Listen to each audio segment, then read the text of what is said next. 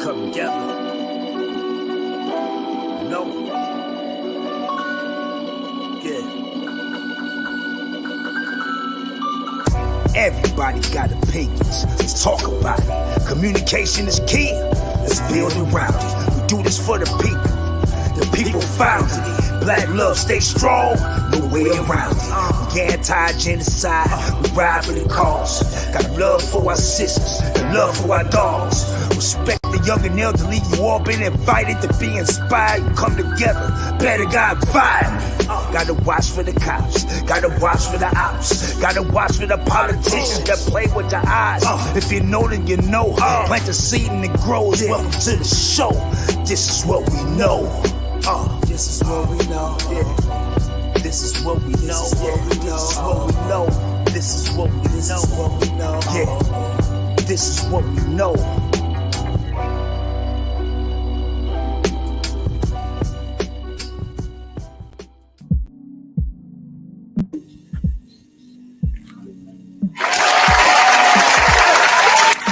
Once again, it's on.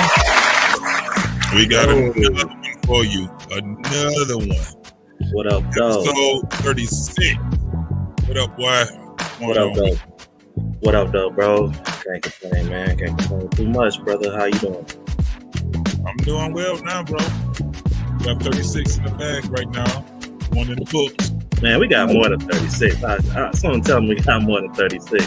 36? No, man. I done counted it, bro. Got it? How many you think we got? I thought at least it was at 40. 40? Yeah. I didn't know. Nah. No. Yeah, we did. We got still a lot of shows. Shit. Some of the ones we did, they wasn't episodes. They were shorts and stuff like that. Yeah. I was kind of careful with my calculations. It came down to it. Yeah.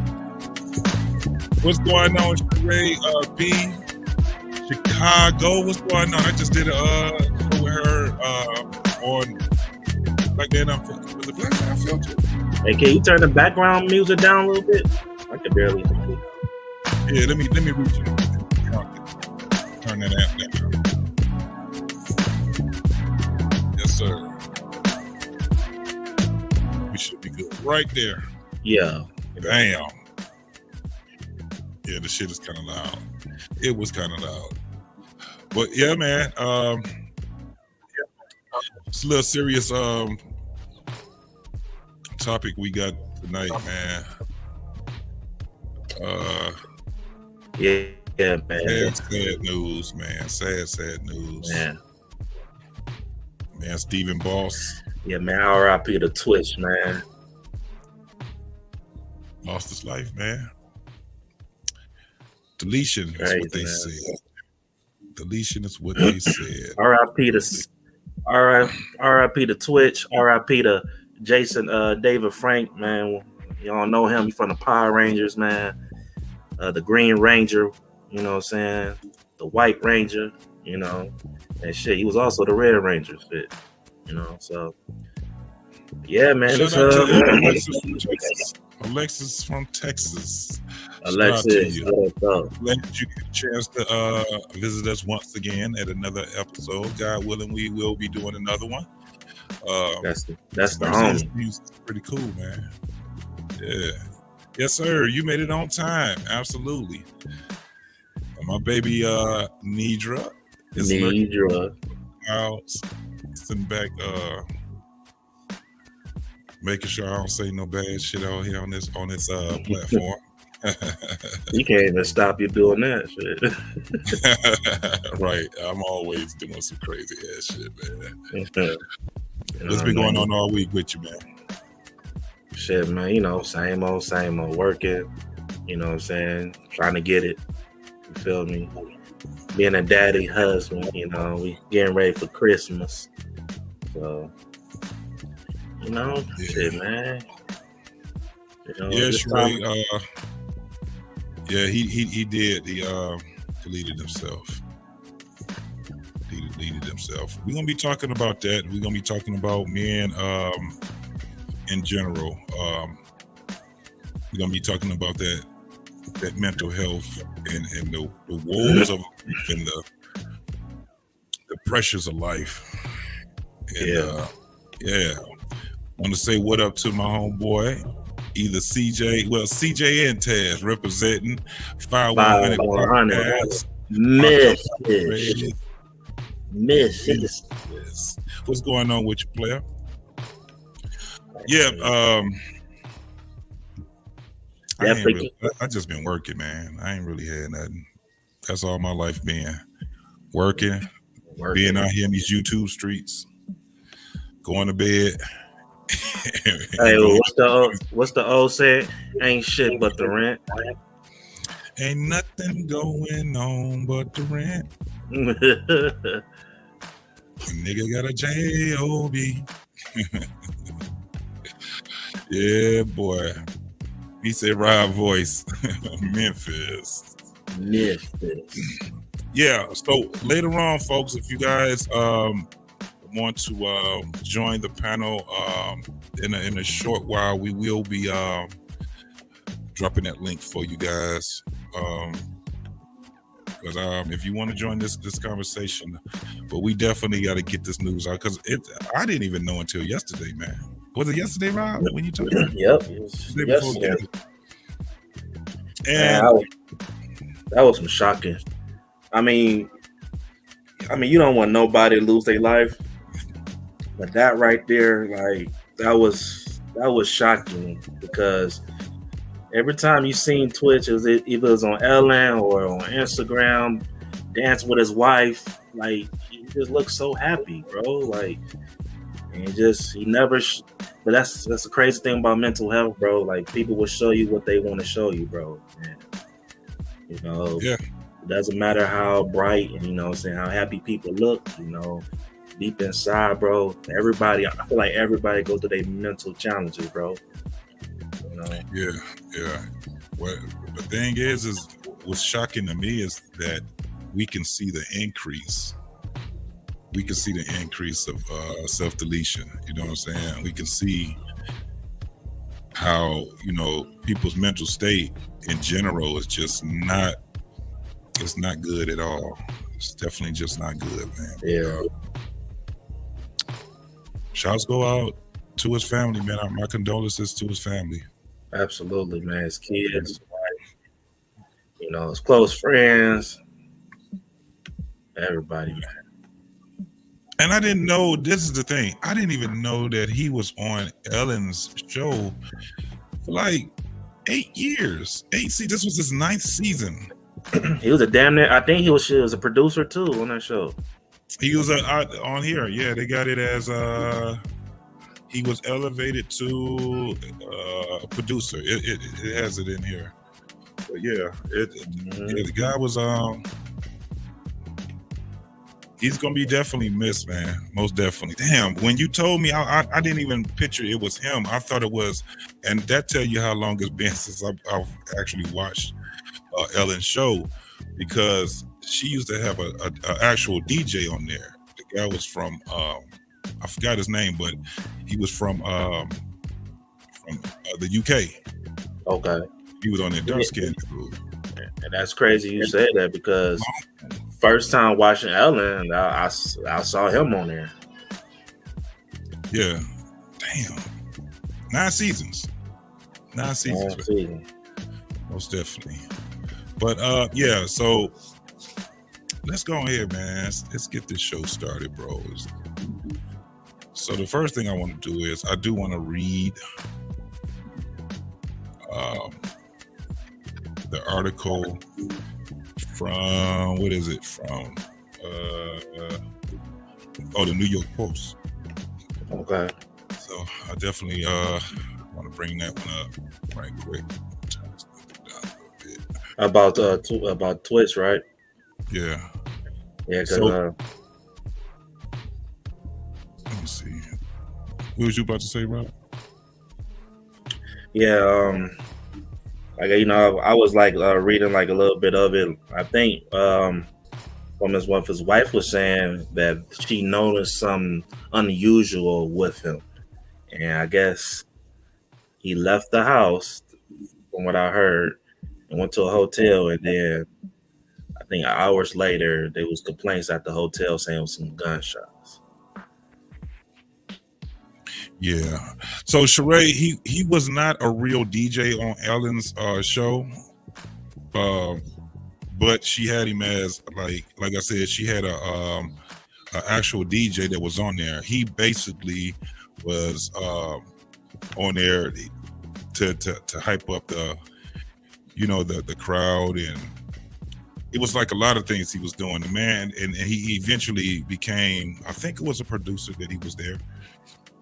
But we can read the whole thing. Yeah. But that was funny because she was telling him, she was like, you a fake DJ, but you are a real friend.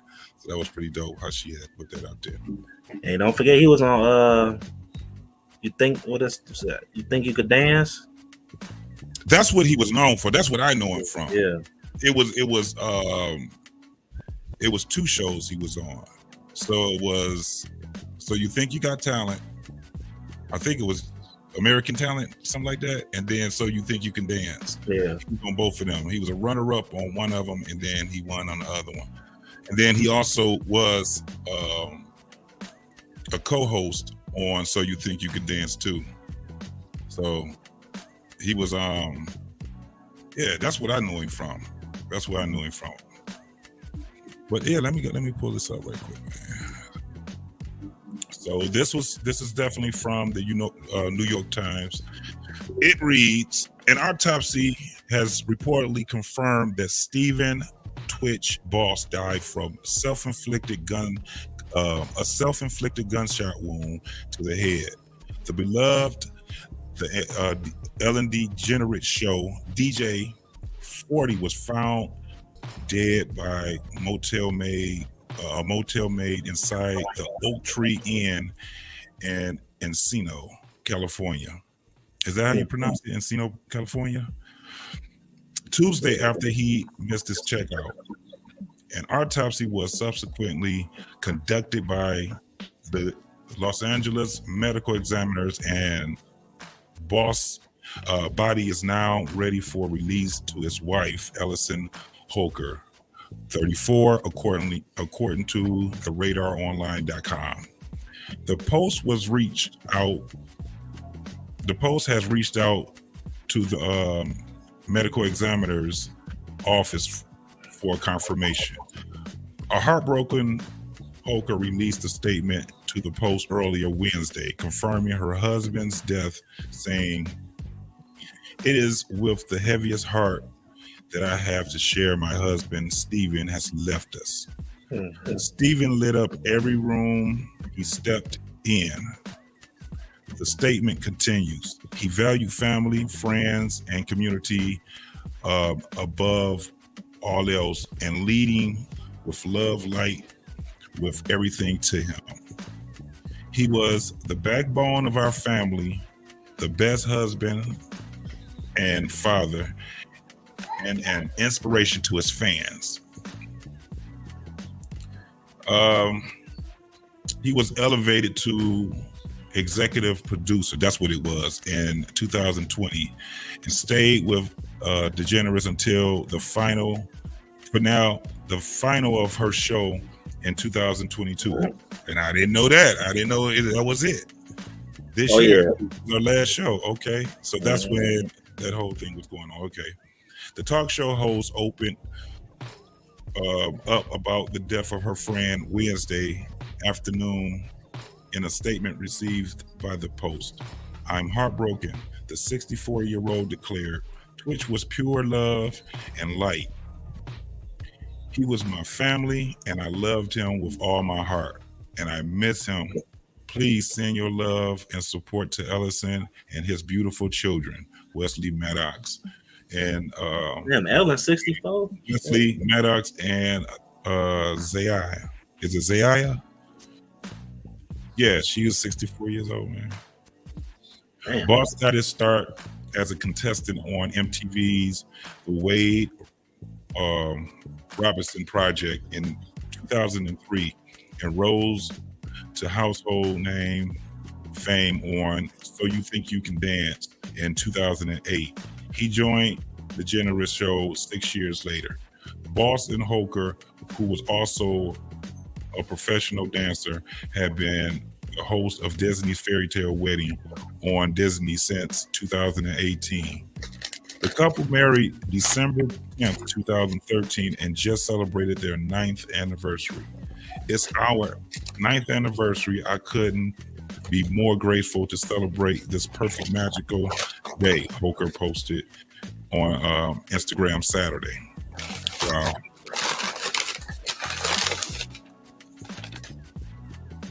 And yeah, this was what she posted on Instagram also. She showed the pictures. Promise I'm worthy.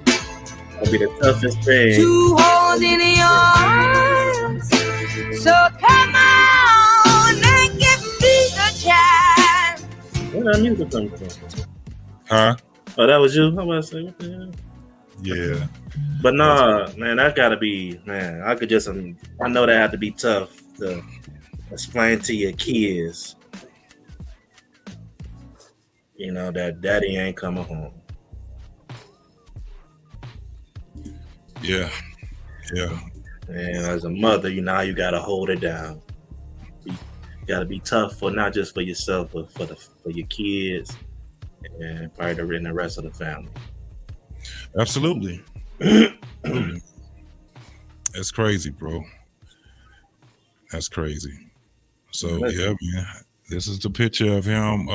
But they got this is like a slew of videos. I just cut the whole other thing out. I just made it where I thought I've been able to, because what I wanted to do was make it a wall where I could have just that's when he was in the tryout. Oh, dude was out 40 years old. Yeah. I was trying to make it a wall, man, where I can just have it loop around. And I was working. I could have figured it out if I had enough time. Absolutely. But yeah, man, this was that's what I knew him from. Dude can dance. Crazy with it. Definitely crazy with it. Yeah. R.I.P. Twitch, man. Yeah. But yeah, man. Lawrence, what's going on, player? Mad love back to you, brother. Most definitely. Don't forget to smash that like too, man. I love you, but smash that like, man. What was you about to say, Rob? But yeah, man, it's crazy. Like, you know, when it comes to mental health, it's not like I feel like it's getting talked about, you know what I'm saying, in recent times, but you know, I feel like it's not talked enough. Because as men, we was always told that, you know, we gotta be tough, gotta toughen up, you know what I'm saying? You know, nobody ain't gonna feel bad for you, but it gotta get to a point where, you know, as a man, you know, you gotta try to find some type of safety net, you know. And a lot of men, for the most part, you are. This is the whole thing on when you talk about vetting your people, and you know what I'm saying, and when we talk about marriage and merging and all of these different things, man, you have to build your reality. You got to build your reality, and that's one of the biggest mishaps that we have, where we think that somebody's going to give it to us. As men, we just ain't got that. We don't have that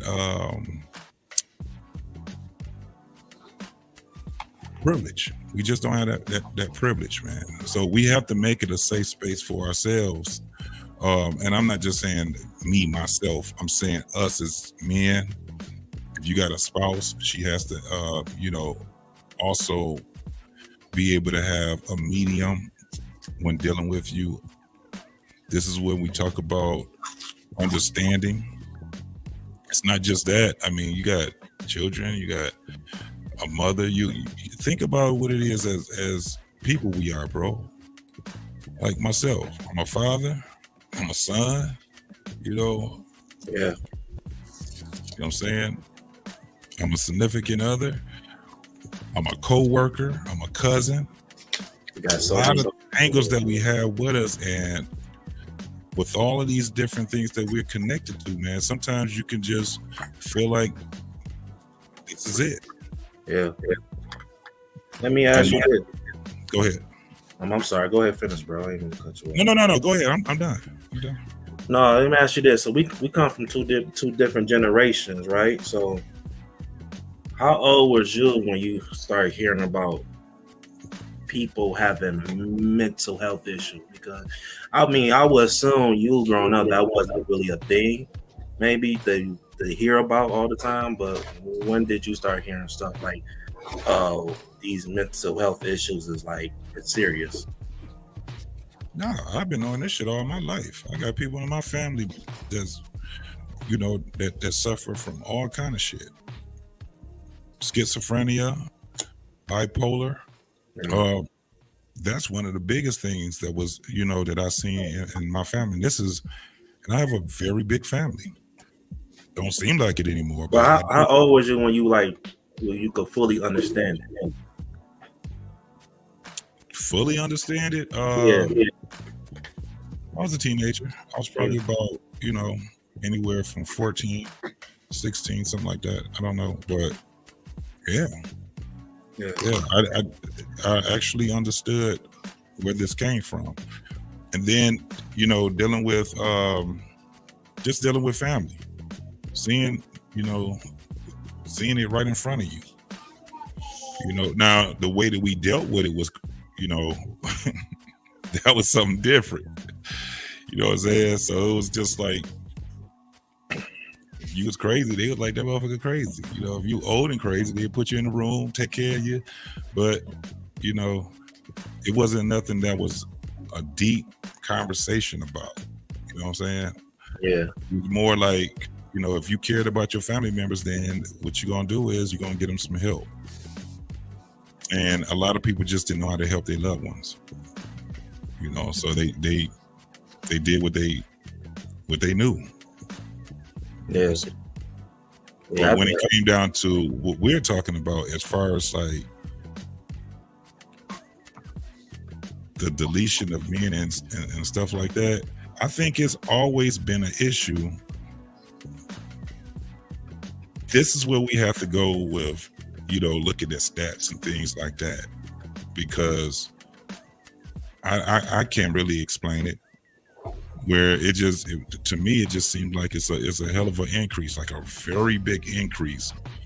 But it's always been this thing. It's been there with even all the way from the, you know, age of 10, age of 8. You seen, you know, kids did something to delete themselves. I know I had a friend that deleted himself. We were teenagers. Damn. I knew a couple of them. Normally, like, I remember girls, but I've never seen them go all the way through with it. They, you know, it was always an attempt. But with the guys, most of them, they completed it. Yeah. They completed it. So I've dealt with, especially, you know, being in the military, I had to deal with that a whole lot. Yeah. I had subordinates that I had to check on all the time, and it's a protocol that we have to do when dealing with, you know, people that's in the military too. Yeah. But when you're talking about this thing here, man, when you're talking about this, bringing it back to the civilian, this is real tough, man. It's a very tough thing, especially when you're talking about men, because for the most part, man, it's very, a lot of people they just don't really have that thing with inside of them saying, he's hurting. I need to talk to him. I need to give him, you know, some, you know, it's just because you just don't know sometimes. You just know, man. It's that's why it's so hard for me to even talk about, man, because it's been at a point where it was guys I was sitting there talking to, and we was having a good time, and I didn't even realize that was going to be the last time I actually was going to see them. Yeah. And, you know, it's crazy too, bro. Like when it comes to like deletion, right? You know, I always heard, you know, somebody that's, you know, deleted themselves, you know, they were considered weak, right? But I was watching an interview. I Am Athlete. I think I told you about this. When the game, he made it a good point, and they was talking about mental health and, you know, suicidal thoughts or whatever. And he was saying people that complete the deletion, those are they actually are strong people, because you have to be some real strong mentally to say, you know what, I want this shit to be over right now. I don't care if I have to hurt myself. I don't care. I have to die of my. I got what he was saying, but that doesn't necessarily mean on every avenue that they're a strong person, because this is my whole thing. It's still not. We didn't have anything to do with being on this earth, and we don't know. You know what our conclusion is going to be, and we're not here for ourselves. This is why we have nothing to do with this. We're not here for ourselves. We're here for each other. You dig what I'm saying? I'm just a big believer that I'm a spirit having human interactions. I'm a spirit having a human experience. I don't know anything about death. I'm going to deal with it when I get to it. The only thing I know about death is that how it affects me as a living person when someone that I love or care about is gone. So that's where I'm at. My man Taru, man, this is my dude right here, man. Always a tough convo. You know it, bro. You know it. And he also gave us the $10 super chat. And with that super chat, bro, you know what I gotta do. Hell yeah. I gotta give my man, Black man, that a hookup. And when we come back, man, I'm gonna drop that link for you, brothers. Yeah, we're gonna drop the link for sure. We got somebody waiting right now. Yes, sir. So let me go ahead and do that. And right when we come back, I'm gonna drop that link for the rest of the fellas.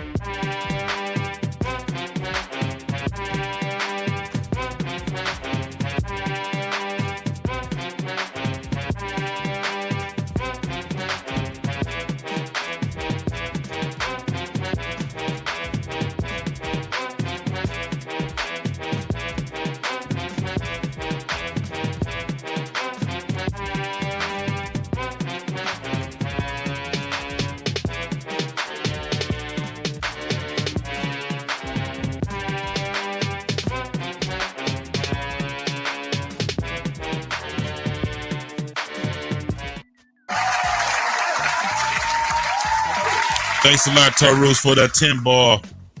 Hey, man, we got my man in here, JVJ, over here. I bet you he either watching, what's today, Thursday?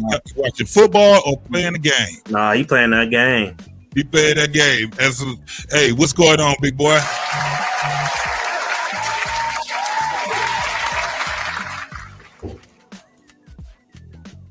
You been all right, man?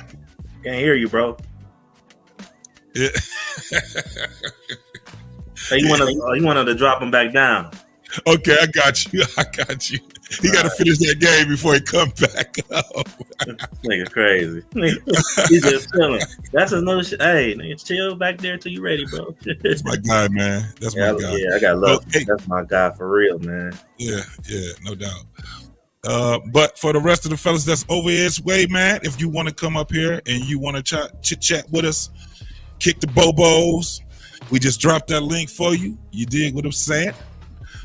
But yeah, Rob. This is very tough, but it's very needed. This conversation is very, very needed, man, because we just don't have the answers when it comes down to you know, other people and the mental health of black men or men in general. I'm not even trying to be in that whole trans, but I deal with black men mostly. I just don't want to. This is an American problem that we got to deal with. You know what I'm saying? Yeah. And then we can compartmentalize it, no doubt about it. But what is it that have you ever thought about deletion? No, but here's the thing. I thought about death a lot before. Especially like my teenage years. I don't know. It's like, it's hard to explain, bro. I feel like death will just always pop up on my mind. Just, you know, wondering, you know, damn, you know, what would the world be? What would the world be, you know what I'm saying, without me, or how do death feel? So I had those type of thoughts, but I don't think I really I had a courage where, you know, I don't want to be here no more. Yeah. Hey, big shout out to Cody is King also, man. He said those who fail deletion, man, they suck. That's that. You know what? I used to have a little funny way of looking at it like that, man. But this is so fucking touchy right now, to the point where I'm like, I don't know what to think about this right now. My man DL Saint, man, what's happening, DL? Hey, I just dropped that link. If you want to come up also, brother. We got my man Toros in the back. I'm gonna go ahead and bring him up. What's going on, big baby? Yo, what's up to you two guys, man? This IC combo, right? Yeah, bro. We have to do it, bro. You know, and like you just asked me, have I had thoughts of deletion? Like, you know, just like I said, I never had them thoughts where I want to just like, hey man, today is today. But you know, I definitely had thoughts like the pressure of being a man, like damn, the everyday struggle of being a man, like questions, you know, why they have to be this way, you know what I'm saying, why do, or just seeing other people that deleted themselves, like damn, like what did that person had to go through, you know, when you see a person like they seem like they have it all, it's like, sometimes you want to educate yourself about the mind itself, because it be shit popping up in my mind, like why the fuck this shit popping up in my head like this, like, Man, you know what's crazy? There's actually, I forgot what the term is, but if you go down that rabbit hole of the existential crisis, some people end up becoming their own self-fulfilling prophecy and then deleting themselves because they went down such a dark rabbit hole. They're like, oh man, like it's pointless. Yeah. Like, and if you're already in a vulnerable position, like a lot of our guys are today, man, JT, you said, once again, this is why I respect both you guys and watch you guys, man, because this ain't just a black men problem. This is an American problem, like an American men problem. Like the suicide rates and the amount of men in mental health is bad. Yes. Like, yes. This is a conversation that transcends all that shit, man. Yeah. And before we go any further, I'd like to welcome Sheree to the show. First time to the show. Yeah. How you doing? How you doing?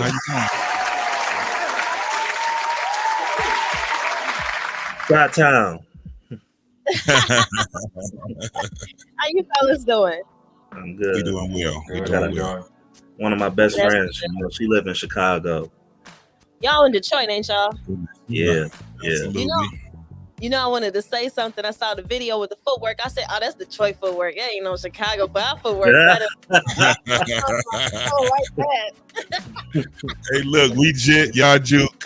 It's all in love, because I love when I was out there doing that footwork back in the day, we used to have a friendly competition, and a lot of these dudes end up making a lot of money with those shows, man. Jukin versus Jitten, and it was dope. It was dope. Yeah. Definitely a vibe. Go to any juke party, you're gonna catch somebody footworking and doing all the little bopping and all this stuff. Man. Still exists today. Yes, absolutely. Yeah, both of them are fairly old dances too. I mean, these dances have been out. I know ours is really old because we've been doing it since 1976. That's how long this has been. Yeah. Oh, wow. Yeah, it's been for a minute. Yeah. But yeah. So, what do you have to add to the convo? What's going on? I guess for me, it was just my mental is more on the solution based, trying to figure out how we can get men to feel more comfortable with speaking and thinking and how to do things. Because this was my thought process when it came to him passing. Right? Okay, I heard he passed. I immediately got sad. I'm like, that's Twitch. He every time you saw him, he had a smile, and he just gave off an energy that you can feel through the screen. And then so just to see someone like that pass was very heartbreaking by itself. And then I started to think about it, and I'm like, dang, he's leaving a wife and kids. And then I literally started getting teary-eyed, because I'm like, dang, then they got to continue to live life without their father and their husband. And so I'm like, okay, I keep seeing him through my feed, and I'm like, all right. And then I saw posted and a thumbnail, because what I said in the comment, I didn't know that it was self-deletion. I'm like, okay. That after finding that out, I looked it up, and I saw some posts saying that's what it was, and I got pissed. I ain't gonna lie. I got upset. I got mad because my immediate thoughts was about how he affected everybody else. And then afterwards I thought of his family, and that's what made me upset and made me mad, because I'm like, what is it that he went through or thought of or felt he couldn't work through that he would leave his family? So that's, to me, that's what really got me. And I can answer your question. There's one of many reasons. One of the many reasons, and this is your opinion, is so good. So I hope you understand I'm not critiquing the specific opinion. But when you got pissed off and asked about the family and everything, that's one of the reasons why he probably off himself, is because everyone's constantly asking how everyone else is doing but him. Yeah. You get what I mean? Everyone's constantly worried about what he can provide, like economically speaking, financially speaking, but nobody's actually asking, yo, Twitch, how are you doing? Yeah. How's your wife and kids, and bro, how are you doing? What's going on with you today? And a lot of people are pissed that he did that. But again, what gets underdrafted is, once again, the secondary question is why. Yeah. And that's one of the reasons why.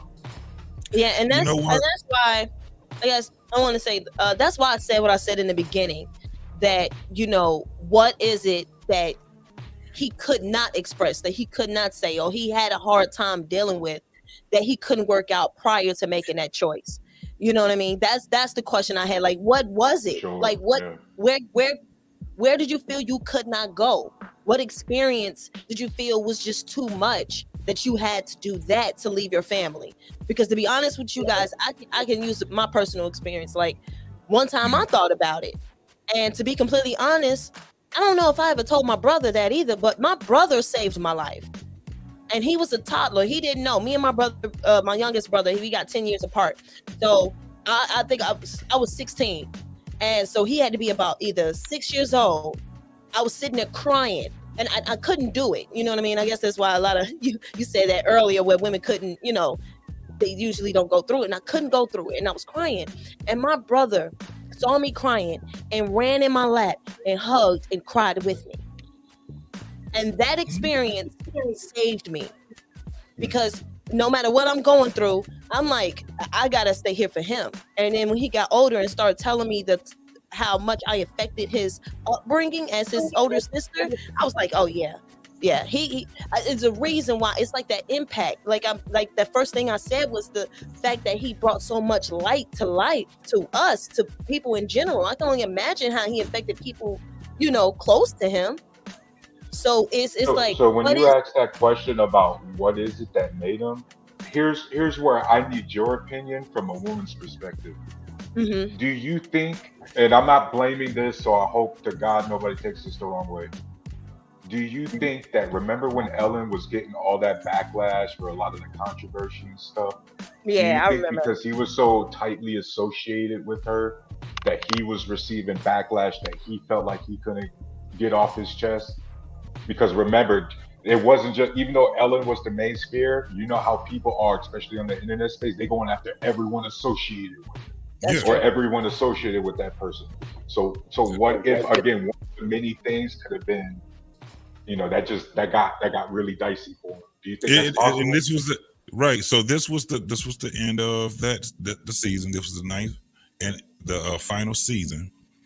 And yeah, it could be something as that, and that's not simple. Being in that world, it could have been so much that someone has said to him, where it just got to the point where, because it does go to the point where it raised a question in my head on if it was something that had dealt with him and his wife. Mhm. Like when you do something like conclude living, a lot of times, man, it can be powerless.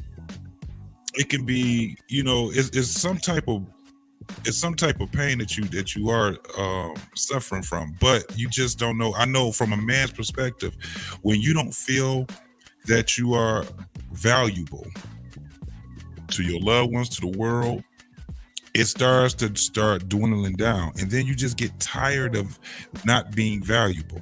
But it can also be a pain that you have where you keep trying, and you keep getting pushed down. Like, we as people, I don't think we really understand the power that we have when dealing with other people. This thing that we call a tongue is so powerful, it can fuck up another person's spirit.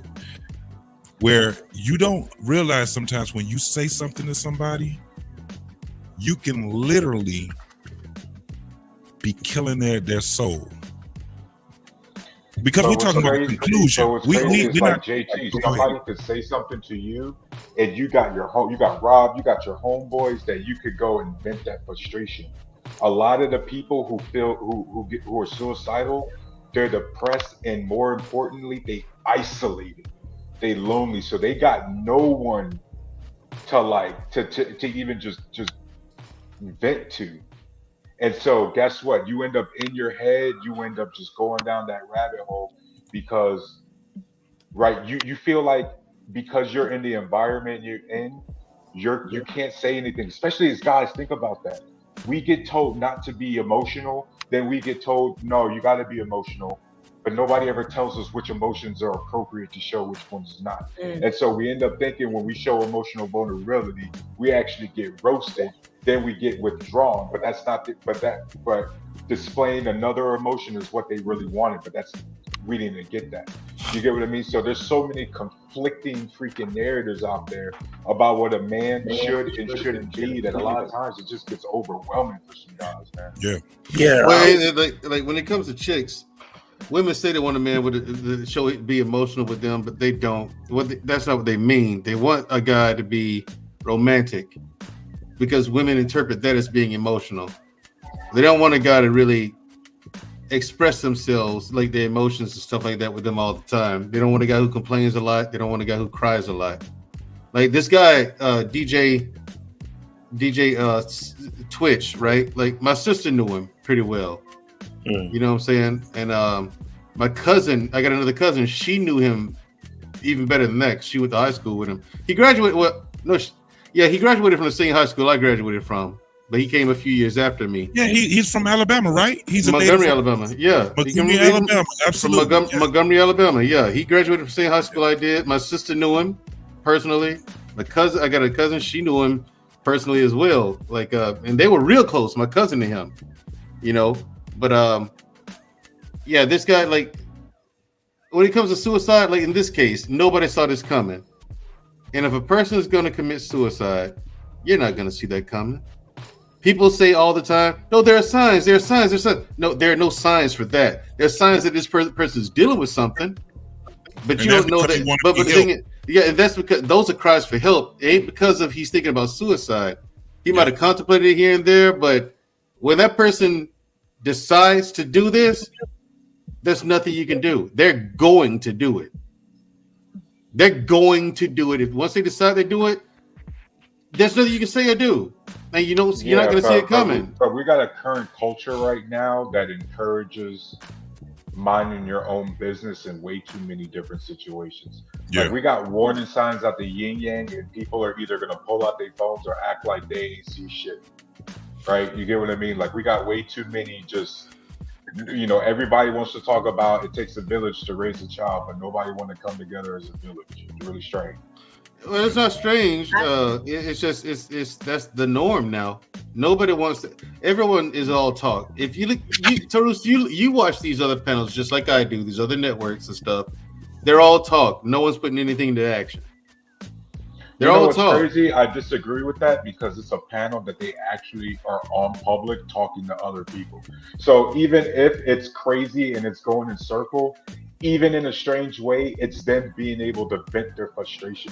The people who get to the point where they're so isolated and so alone that they decide to delete themselves, they're not like that, right? And then for some people like Twitch, it's like almost just from 1 second to the other, and then for other people, it's a build up over time. You know what I mean? And so it's just, we got so many warning signs, especially with men. Men try to be try not to show emotions, but we actually show emotions. Even the most hardest dude shows emotions. What we as men have to do is stop acting like it's not okay, and stop acting like it's not okay to ask your bro if they're okay. Oh, that's actually who should be the one that's the confidant, because we do. This is the thing about men. We have issues that it can damage our spouse of the issues that we have. Sometimes we have some issues that we have to talk to a friend that's a male friend. Not just any male, you know what I'm saying, but a male friend, somebody that you actually can trust because of how tough, you know, the things that we're dealing with. It's not always, you know, that's why we supposed to be our spouse's rock. We should be able to hold on to whatever it is that they got going on too. Because, you know, one of our biggest problems with women is that we always try to solve everything. And they tell us that you can't solve it. I just want to talk to you. I just want to. So we have to have a balance with that. Want to vent. Yep. Right. Yep. Because we should be able to hold a lot of stress, because this is what it is. But it all depends on how we was raised and reared and, you know, conditioned and all these different things. This is why stuff like this, shows like this, is very important, because you got people, man, now that is at an age where they feel like they can't talk to anybody. They don't have a circle where they can talk to people, and this type of conversation is something that can enlighten them. Hey, let me get this before we go any further. Let me get these comments out, and also let me introduce Alexis from Texas and my boy Mandrell the pirate. The platform pirate. You see what I said that earlier, Mandrell? But I said Mandrell is the platform pirate. He come on your shit and he'll come over there and pillage, pillage and grape, and just So that's this is my baby Nidra. Nidra says, when I think of people who commit suicide, I can't help but to think that they have a feeling of hopelessness of some sort. Some people that delete themselves feel every better off without them. She means they feel that everyone is better off without them. Some people do feel that way. Others are just tired of living. And you have some people who are just there's mental stress and there's a lot of guilt and pain from guilt, and they just don't want to live with that anymore. Speaking as a combat veteran, I've seen guys do that. I've got partners of mine, ex-teammates, who turned to drugs, and like I know a guy who he got out, and after he left, it wasn't even 2 months. We got word he died of a drug overdose, heroin. Yeah, you know what I'm saying. So we don't know if it's intentional and if it was intentional or not. But this kind of thing happens far, far more often than people think. It's just not. It's just doesn't be reported on the news. You know what I'm saying? But because like 22 veterans on average delete themselves every single day. Every single day, 22 veterans delete themselves. Wow. Yeah. So these are numbers things you don't hear, and because again the news doesn't report it. But like I said before, if someone wants to delete themselves, you're not gonna know because you're not checking in, and because you're not checking in, they're thinking, well, they don't notice, so they don't care. Why bother them? So why, if they don't care, why bother them with it? That's not gonna go anywhere. And I'm telling people this because I'm telling you from firsthand experience. This is what these people think. Yeah, no, but that's why it's important when she asks about solutions. That's why it's important with solutions. That we talk about solutions. Okay, solution. It's like that's what we talk about. See something, say something. No, even if you don't see anything, even if you don't see anything, ask her, is that person okay? Are you cool? You ain't got to see nothing. That's true. What I've noticed is a lot of people tend to, sometimes the people that have the biggest smiles are the people that's hurting the most, and that's the part of the reason why they're smiling so much is because they're trying to mask whatever deep demons or thoughts or feelings that they are dealing with. So so he has a part. He's telling the truth because I've seen it where it's somebody that smiles all the time, and I really talked to him, like had a conversation. We was just conversing, and man, I tell you, the stuff they were dealing with mentally, their mind is not wrapped around thinking that they're worthy. That's what tends to happen. They don't think they're worthy of being around, and then that's why they smile, because they want to make everybody else feel worthy. So it's like it's sometimes you really do put off how you feeling on other people. Like they loves company. Well, sometimes that misery could be a smile. So we really have to kind of acknowledge and really teach ourselves really what that means and what that actually looks like. Because I noticed I was one of those people that was smiling all the time, but I was dealing with demons. So I had to look at myself, honestly. And I still smile, but I don't smile as much as I used to. And it's because I'm able to acknowledge my feelings now. People like that don't acknowledge their feelings. They don't know how to express how they feel or even see how they feel. Well, the thing is, I can tell you again, I didn't know how, to interpret feelings for years on end. Like you can ask me, how do you feel? I don't know. What do you mean? Like I didn't even understand the question. You know what I'm saying? I'm sorry to cut you off. I mean, the sister over here on the in the middle. So Alexa, I want to get Alexa in, and then after that, I'm gonna get caught up on these chats, man. But Alexa, what do you got to add over here? And I just wanted to say first point that because where I live in Texas, I live close to Fort Hood, so I see like being involved in the medical home of the cavalry. Huh? I said home of the cavalry. Oh yeah, Fort and Hood. You know they about to change the name, so it's not gonna be Fort Hood anymore. I think in 2024.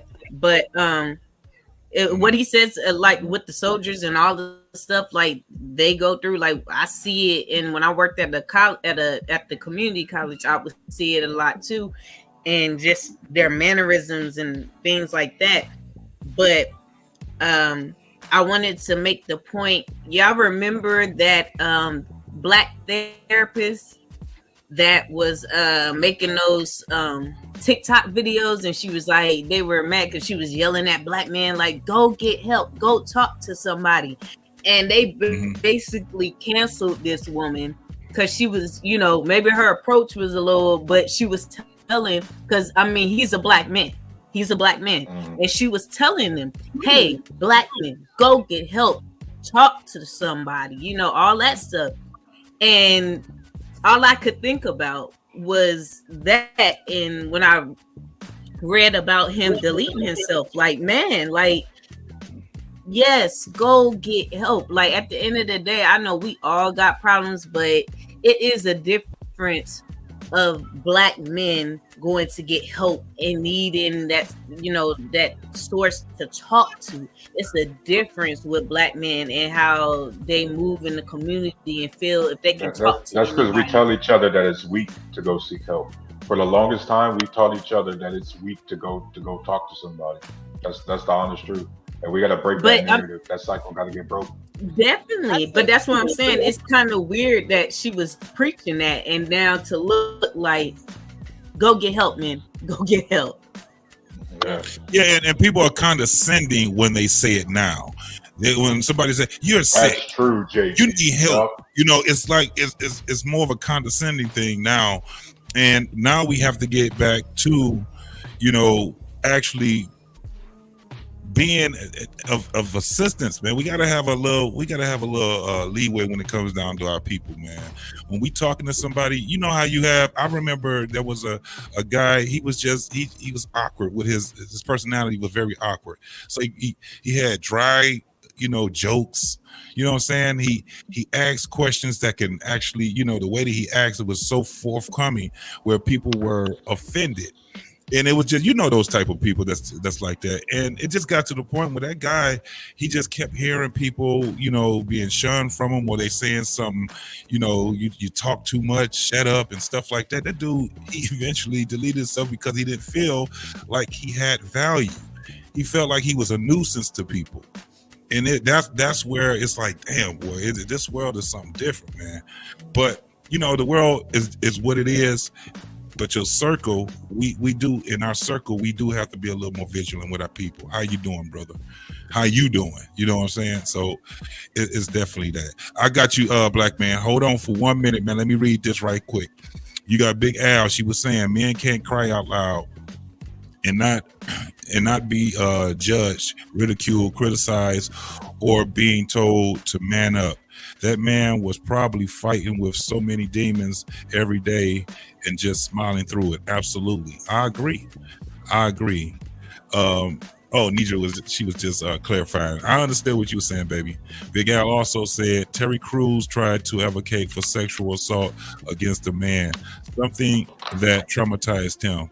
And what did the general public do? Made jokes out of him and his experience. That is absolutely fucking true. Good point. You can make, and I probably was one of the ones that was actually guilty of it, but I wasn't to the point where I was ridiculing that man or whatever. Now, JT, the Terry Crews situation is different. How? Come on. Look, so a man grabs you by the nuts, career be damned. That's his ass.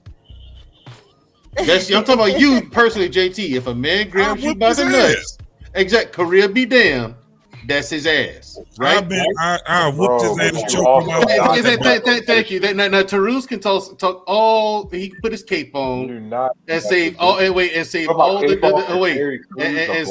the numbskulls out there. He can try to save the world all he wants to.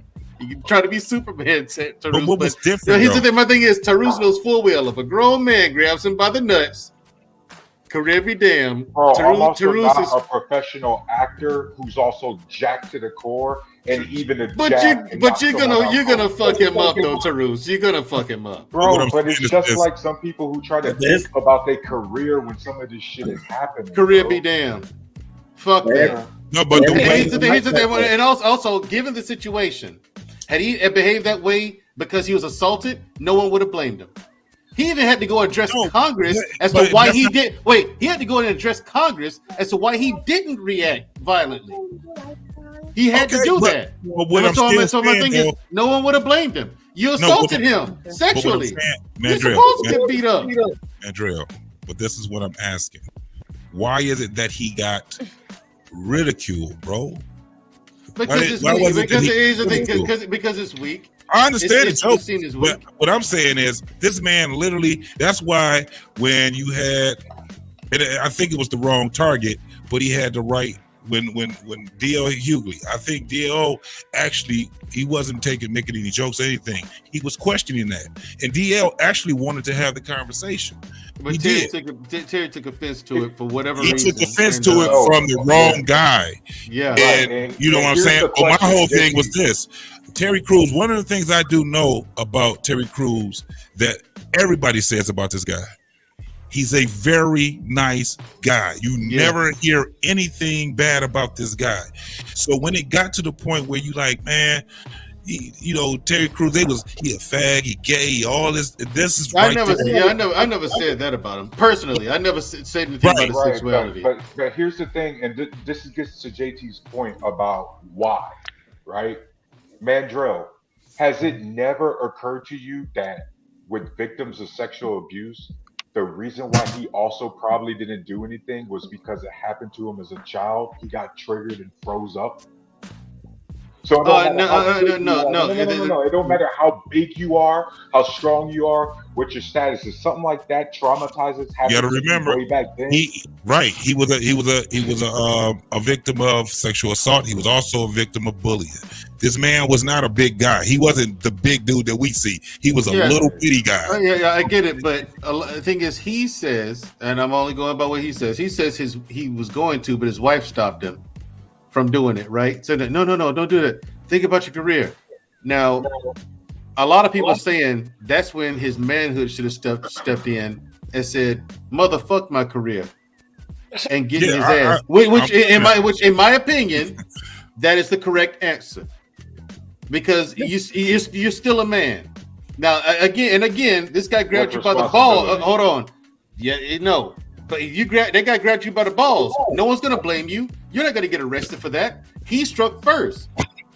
He assaulted you first, and you defended yourself, and you defended your honor as a man. Right. No cop's gonna arrest you. No one's gonna sue. What's the sue? You assaulted him. The other guy was all the way in the wrong. Texas, maybe if you live in the state of Texas, they will let you get that off. But in a lot of the state of Alabama, they let you get that off too. In the state of in a lot of other states, the simple fact that you just told the audience that his wife actually gave him that momentary pause to be like, yo, don't think about this. Every lawyer will then get him charged because they're going to be like, damn, now this was premeditated. The assault happened, whatever, the dude walked away, and then you... No, here's the thing. You see that play out in court. Wait, hold on. Let me take a break, fellas. Let me take a break. Hold on for a minute. Let me take a break. I got two things I got to do because I got some people that are definitely waiting. Okay. Let me introduce my girl Sunshine. I ain't seen you in a while. Hey, my man CBN. Put a shirt on. Tell that dude to put a shirt on. Hi, everybody. So Cody is King said, "Oh, go ahead." Me? Yeah, Sunshine. Yeah. Where you been, girl? Y'all, how y'all doing? I've been chilling. I'm glad to see that you all are having this discussion on this topic, and as I listen to the Terry Crews situation, I can't help but think that, his masculinity may have prevented him from saying something. And mentally, I don't know, I'm not a man. Exactly, you're wrong. Well, you know what, Mandrell, you're always just spitting. How about that? Because I'm right. You're always just spitting, and let me finish, all right?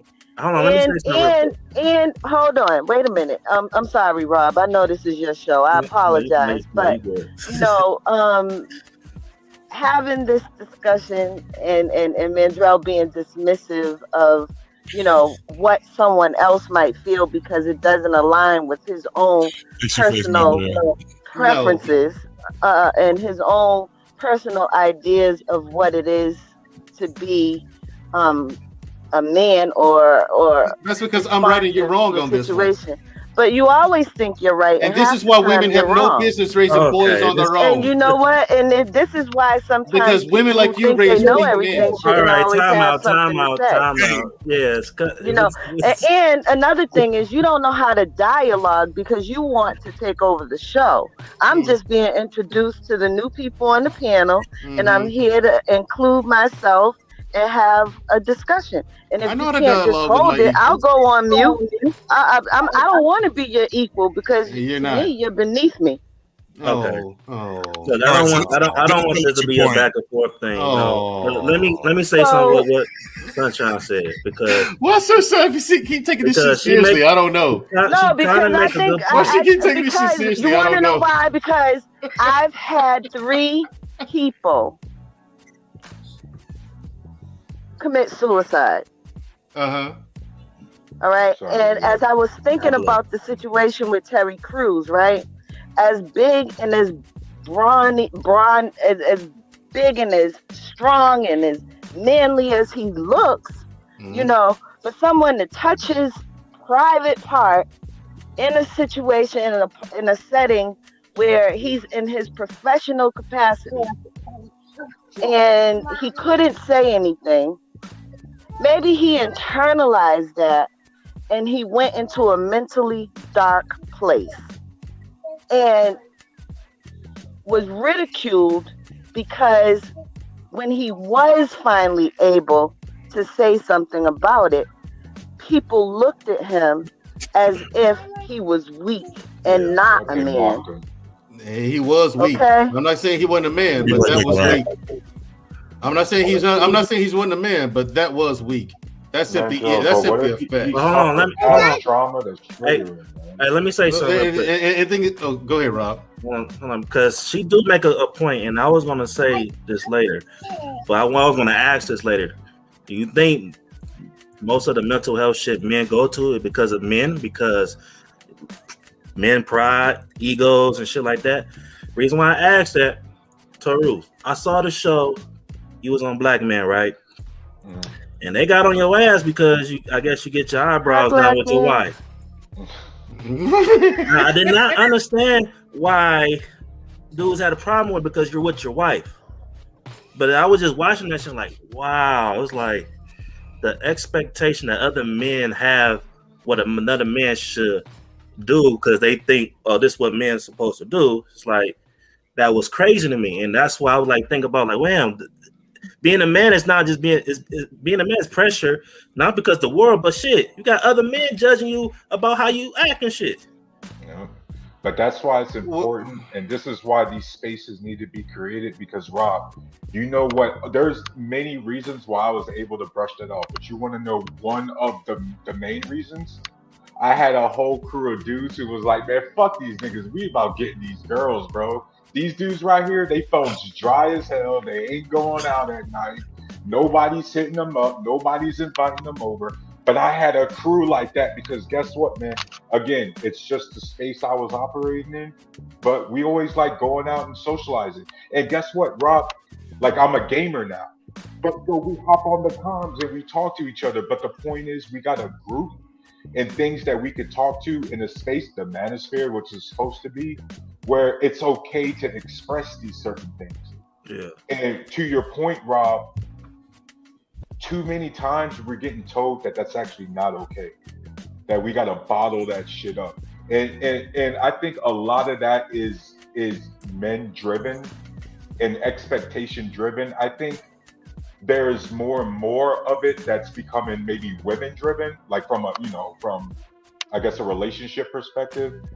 But I think a lot of times, man, when you look at it, this has been a trend that's been going on for what, guys, the last 30, 40 years. If you really look at the suicide rates, longer it's been than that. A steady thing. And then especially if you could correlate the suicide rates with the hardcore drug use. Like, you know, it's Rob. We gotta rekindle these and get back to the campfire, man. Let me just rebuttal just a little bit. Now, the reason why people give True shit, JVJ, gotcha. Okay. The reason why people gave you such shit Me personally, it didn't bother me because when I first heard it, the first thing I thought was that you were Puerto Rican. That's the first thing that came out because Puerto Rican dudes do that. They do get their eyebrows like trimmed or whatever, but in the black community, it's not seen as a masculine thing to do. It simply is not. And in the black community, we don't teach it. We don't encourage that guy unless our son has a unibrow or his eyebrows are just black men because black women ain't a problem. Right, yeah, black women are fine. Yeah, go get your eyebrows. Go get your shit done, ladies. Okay, but unless our son has a unibrow, you don't do that in the black community. For black men, it's not a masculine thing to do. That's why they would give you shit. Like I laughed. I was like, "Wait, you get your," because I knew what was coming for you, because I knew where you were. Like it's Black Men Unfiltered. We're gonna let you have it. However, in my opinion, is it a masculine thing to do? No, but I didn't give you shit about it. Like I didn't say you were weak for it because I understand in other cultures and other people they see that as a part of grooming, like trimming your nails or getting your hair cut. Once you with your wife, like I don't give a damn what you do. You with your wife. Shit. Yeah. So once you. But you do with your wife doing a lot of shit, but once he explained it, and he said he don't give a fuck what nobody else think. Guess what we ended up doing? That was it. That was it. You know what I'm saying? And that gets back to Rob's point because, like I told you guys on that first panel, I've been getting my eyes threaded since when I was single, since after high school, all that shit, man. Because it's just something we've always done. Like I've been doing this before I was married. I'm gonna keep fucking doing it because it's just something I've always done. Yeah. And it didn't bother me just like it didn't bother me in the panel because you know why? My definition of masculinity is not the same as everyone else. It didn't bother you that you was a leg, right? It didn't bother you. Oh my god, yeah. Right. Yeah, use a leg. See, that's probably why you get your eyebrows threaded. Your legs. The legs do that. Nobody know what we talking about, man. Let's really back in, y'all. Let's really back in. Let me get back to these comments, man. Oh my god. Yeah. After you do the comments, let's get JVJ in and then Black David. Okay, all right. So Cody is king. He said, and this was earlier. I've been trying to get to it, Cody, but he said, "Don't be emotional. Just deal with your problems." It's the doing nothing about the issue that causes problems. Okay, wait. Before you continue, How do you interpret that comment? You have to deal with the issue, but the only problem with that comment, because you're gonna hear that's the most common thing you're gonna hear. The problem is no one's telling you how to deal with the issue. Yes, you need to deal with the issue. No one's telling you how to deal with it, and that's the issue with that comment. You have to elaborate. Yeah, you have to elaborate and give solutions. All right, so CBN, which is on the panel, what's going on? And he been raising his hand for the longest. Y'all know y'all can't be talking over. Yeah, but JVJ was here first, wasn't he? I know. No. JVJ has been here before all of y'all was here. He was here before all of y'all. That's why I said JVJ so different right now. He was just killing them. So CBN said, and that is why we need a strong brotherhood to keep the check on each other. Absolutely. That's why we need a brotherhood that's way more stronger than what we have right now. And this I gotta say this, it's universal. One of the things I have to say, man, is being in the military, I learned what it meant by having a lot of associates. I can tell you, for almost 10 years in the military, I knew well over 1 million people. That's some crazy shit. But I only had probably about 20 good friends. Probably 20 good, and that's still a lot for people in a regular life to have. But I've been all over. I've been on the West, I've been on the East, I've been in all over the waters. So that's why when I say well over 1 million people, I've known well over 1 million people. I've been deployed 3 times. And I've dealt with this whole thing of deletion for a very long time, man. We used to have debriefings, and that was the number one thing. When I was in Kuwait, and we came back from Kuwait, and we had that debriefing, man, that was the number one thing. A lot of people don't even understand. The suicide rate for soldiers being deployed was astronomically high. We talking about anywhere from gunshots to hanging. When you was in the military, remember the term PTSD was still a new term. It was a new. We didn't even use that. Yeah. We didn't even use it. It wasn't the term when he was in there. Yeah, it was still called shell shock. It was still called shell shock. It was a talking point. There was no medical term for it. Oh, so PTSD came out like right before I got out the service. When you was there? I got out in 12. Okay. Now the thing is, like, because what JT is saying is true. Because like I remember when my first time being deployed, we were en route to Afghanistan to where we are. But while we was in transit, we were at Kandahar, and while we were there, just to make us so busy, we would do some QRF stuff with some convoys or whatever, and we got into a gunfight. And it was a pretty nasty one, but I mean, everybody made it. We got to this fueling station, right? Everybody waiting to get fuel or whatever. And everybody's out. Everything's fine. We're just talking about ourselves. And all of a sudden we hear a pop. And then we're like, what the hell was that? And so we walk down the motorcade, you know what I'm saying? And we see this one Humvee with blood splattered all over the window. I personally opened the door. This dude just slumped over out. He had shot himself.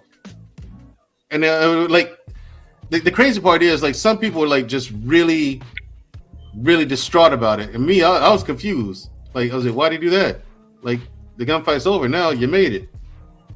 What was this for? Some people ain't built for it, man. I like to this day, it's something that confuses me. I don't understand that.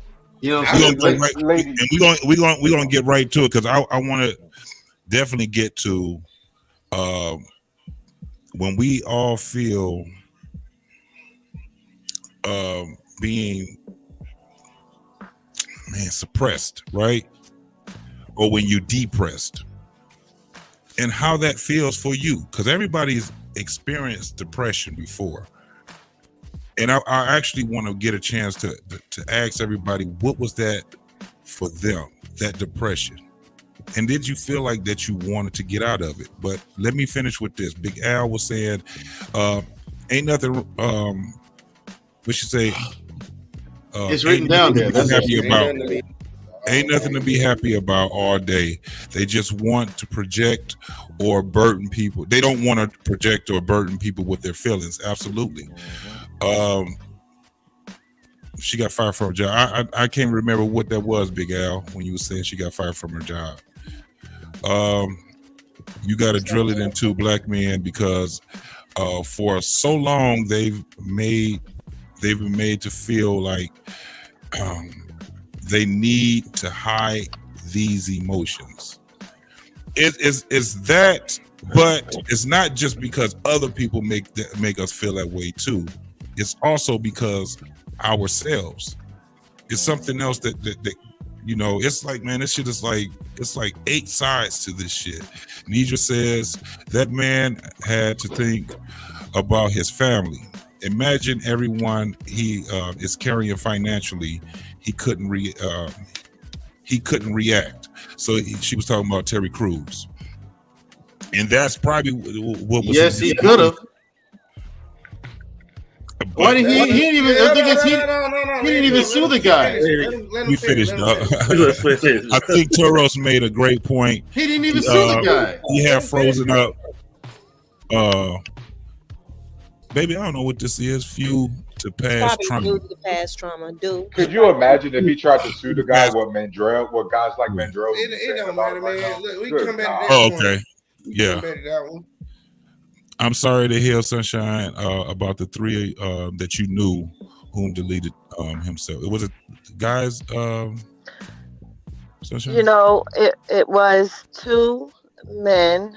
Well, yeah, 2 men and 1 female. And if you ever get into a conversation about how that happened, I'll share it later. Okay, no problem. King Cody is King says, LOL. How am I supposed to say thank you, Nidra, how to deal with every problem The answer would be different for each one. Yep. Stop pushing them aside and deal with whatever it is and not whining about it. See, this guy is a man after my own heart. I say this all the time. And the problems that are causing these thoughts and these issues with you, no, it's like you do have to take them on a case-by-case basis. My thing is, Cody, is that the generic answer is that just deal with it and move on. But that person needs more. 9 times out of 10, that person needs more detail. He needs help figuring out how to deal with the problem. But what most times we do is we'll just say, "Hey, deal with the problem." You know what I'm saying? Ask them what is the problem, and okay, you need any help? And ask them, do you need any help figuring that out? You know what I'm saying? Help them figure out the problem. Because they clearly are having an issue figuring out how to solve for the issue. If they're saying that, he's going to roast you about you bringing up the problem. I'm probably, if it's that situation, I'm going to help you with the problem, but I'm probably going to laugh too. So, JBJ, so you're the wrong person. They do all the time. You'd be surprised, Tarus. People come to me to help them solve problems. Check this out, though, Mandro. Can I say this to you? And I want to say this to you with love and respect, right? Yes, ma'am. Here we are on this platform, right? Having a serious discussion about something traumatic that's happening in our communities and even, within our own families right now. You don't know who's struggling, right?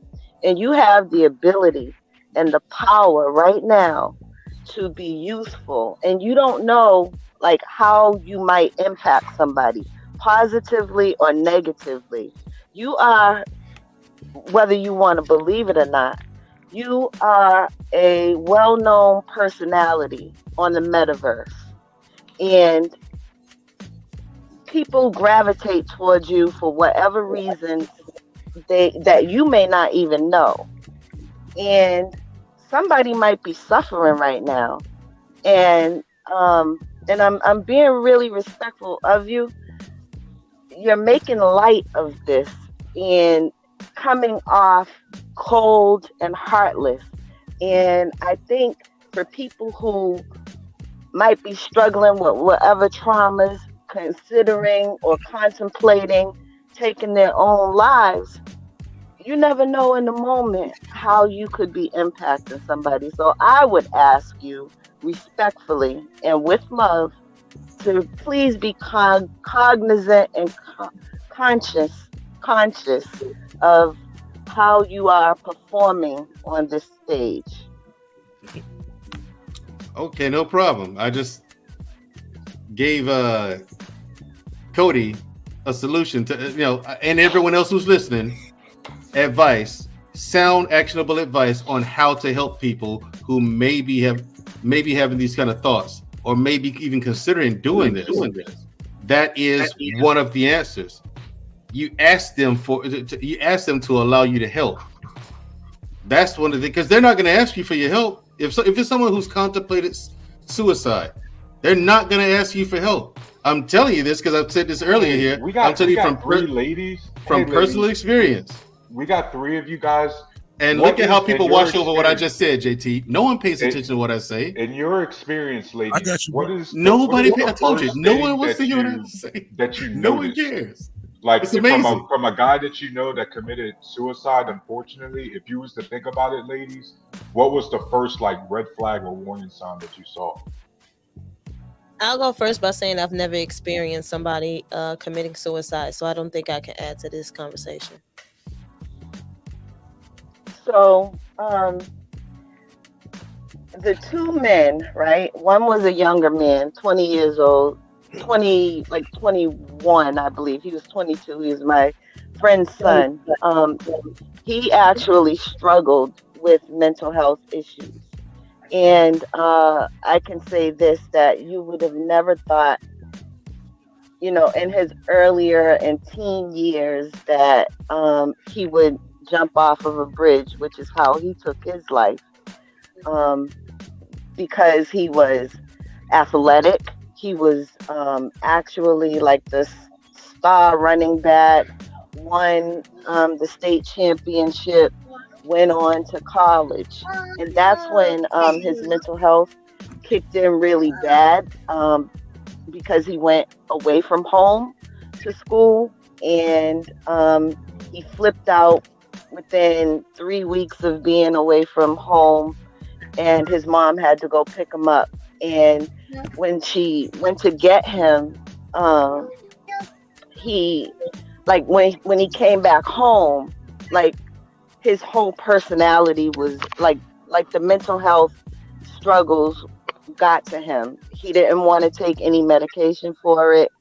And, you know, he isolated himself in the house, playing the game, that kind of stuff. A couple of times, he had, we live in the urban city. He had gotten, guns pulled on him. And it was like one day he just went to a bridge and he jumped off.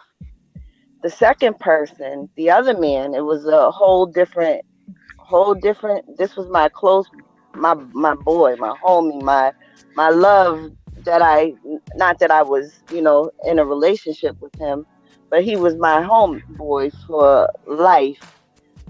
He actually was a mental health specialist, believe it or not. And he was married to 2 women. He lived a great life, and he actually called me about 4 days before he shot himself in the head with a gun. And there was nothing.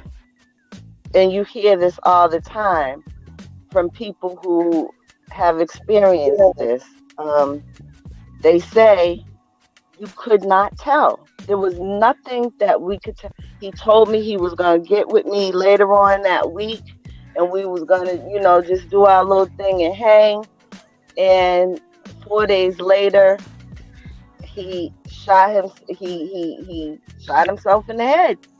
And I struggle with that because, I'm like, did those bitches kill him? And you go through this survivor's guilt. It's a whole different kind of feeling. And so, the first thing that comes to my mind is that I think in both instances, although they were like on 2 different spectrums, for those 2 that I mentioned, and the third person I want to say, the female, I meant to say that I had experience with. She attempted suicide, and I was the one who found her and was able to get her medical attention. And she was a young girl, and I was glad that I could be there at that time, and I didn't even know her very well. But the first thing that comes to my mind is that you just don't know what people are going through. You can't, it's not anything you can see in their eyes.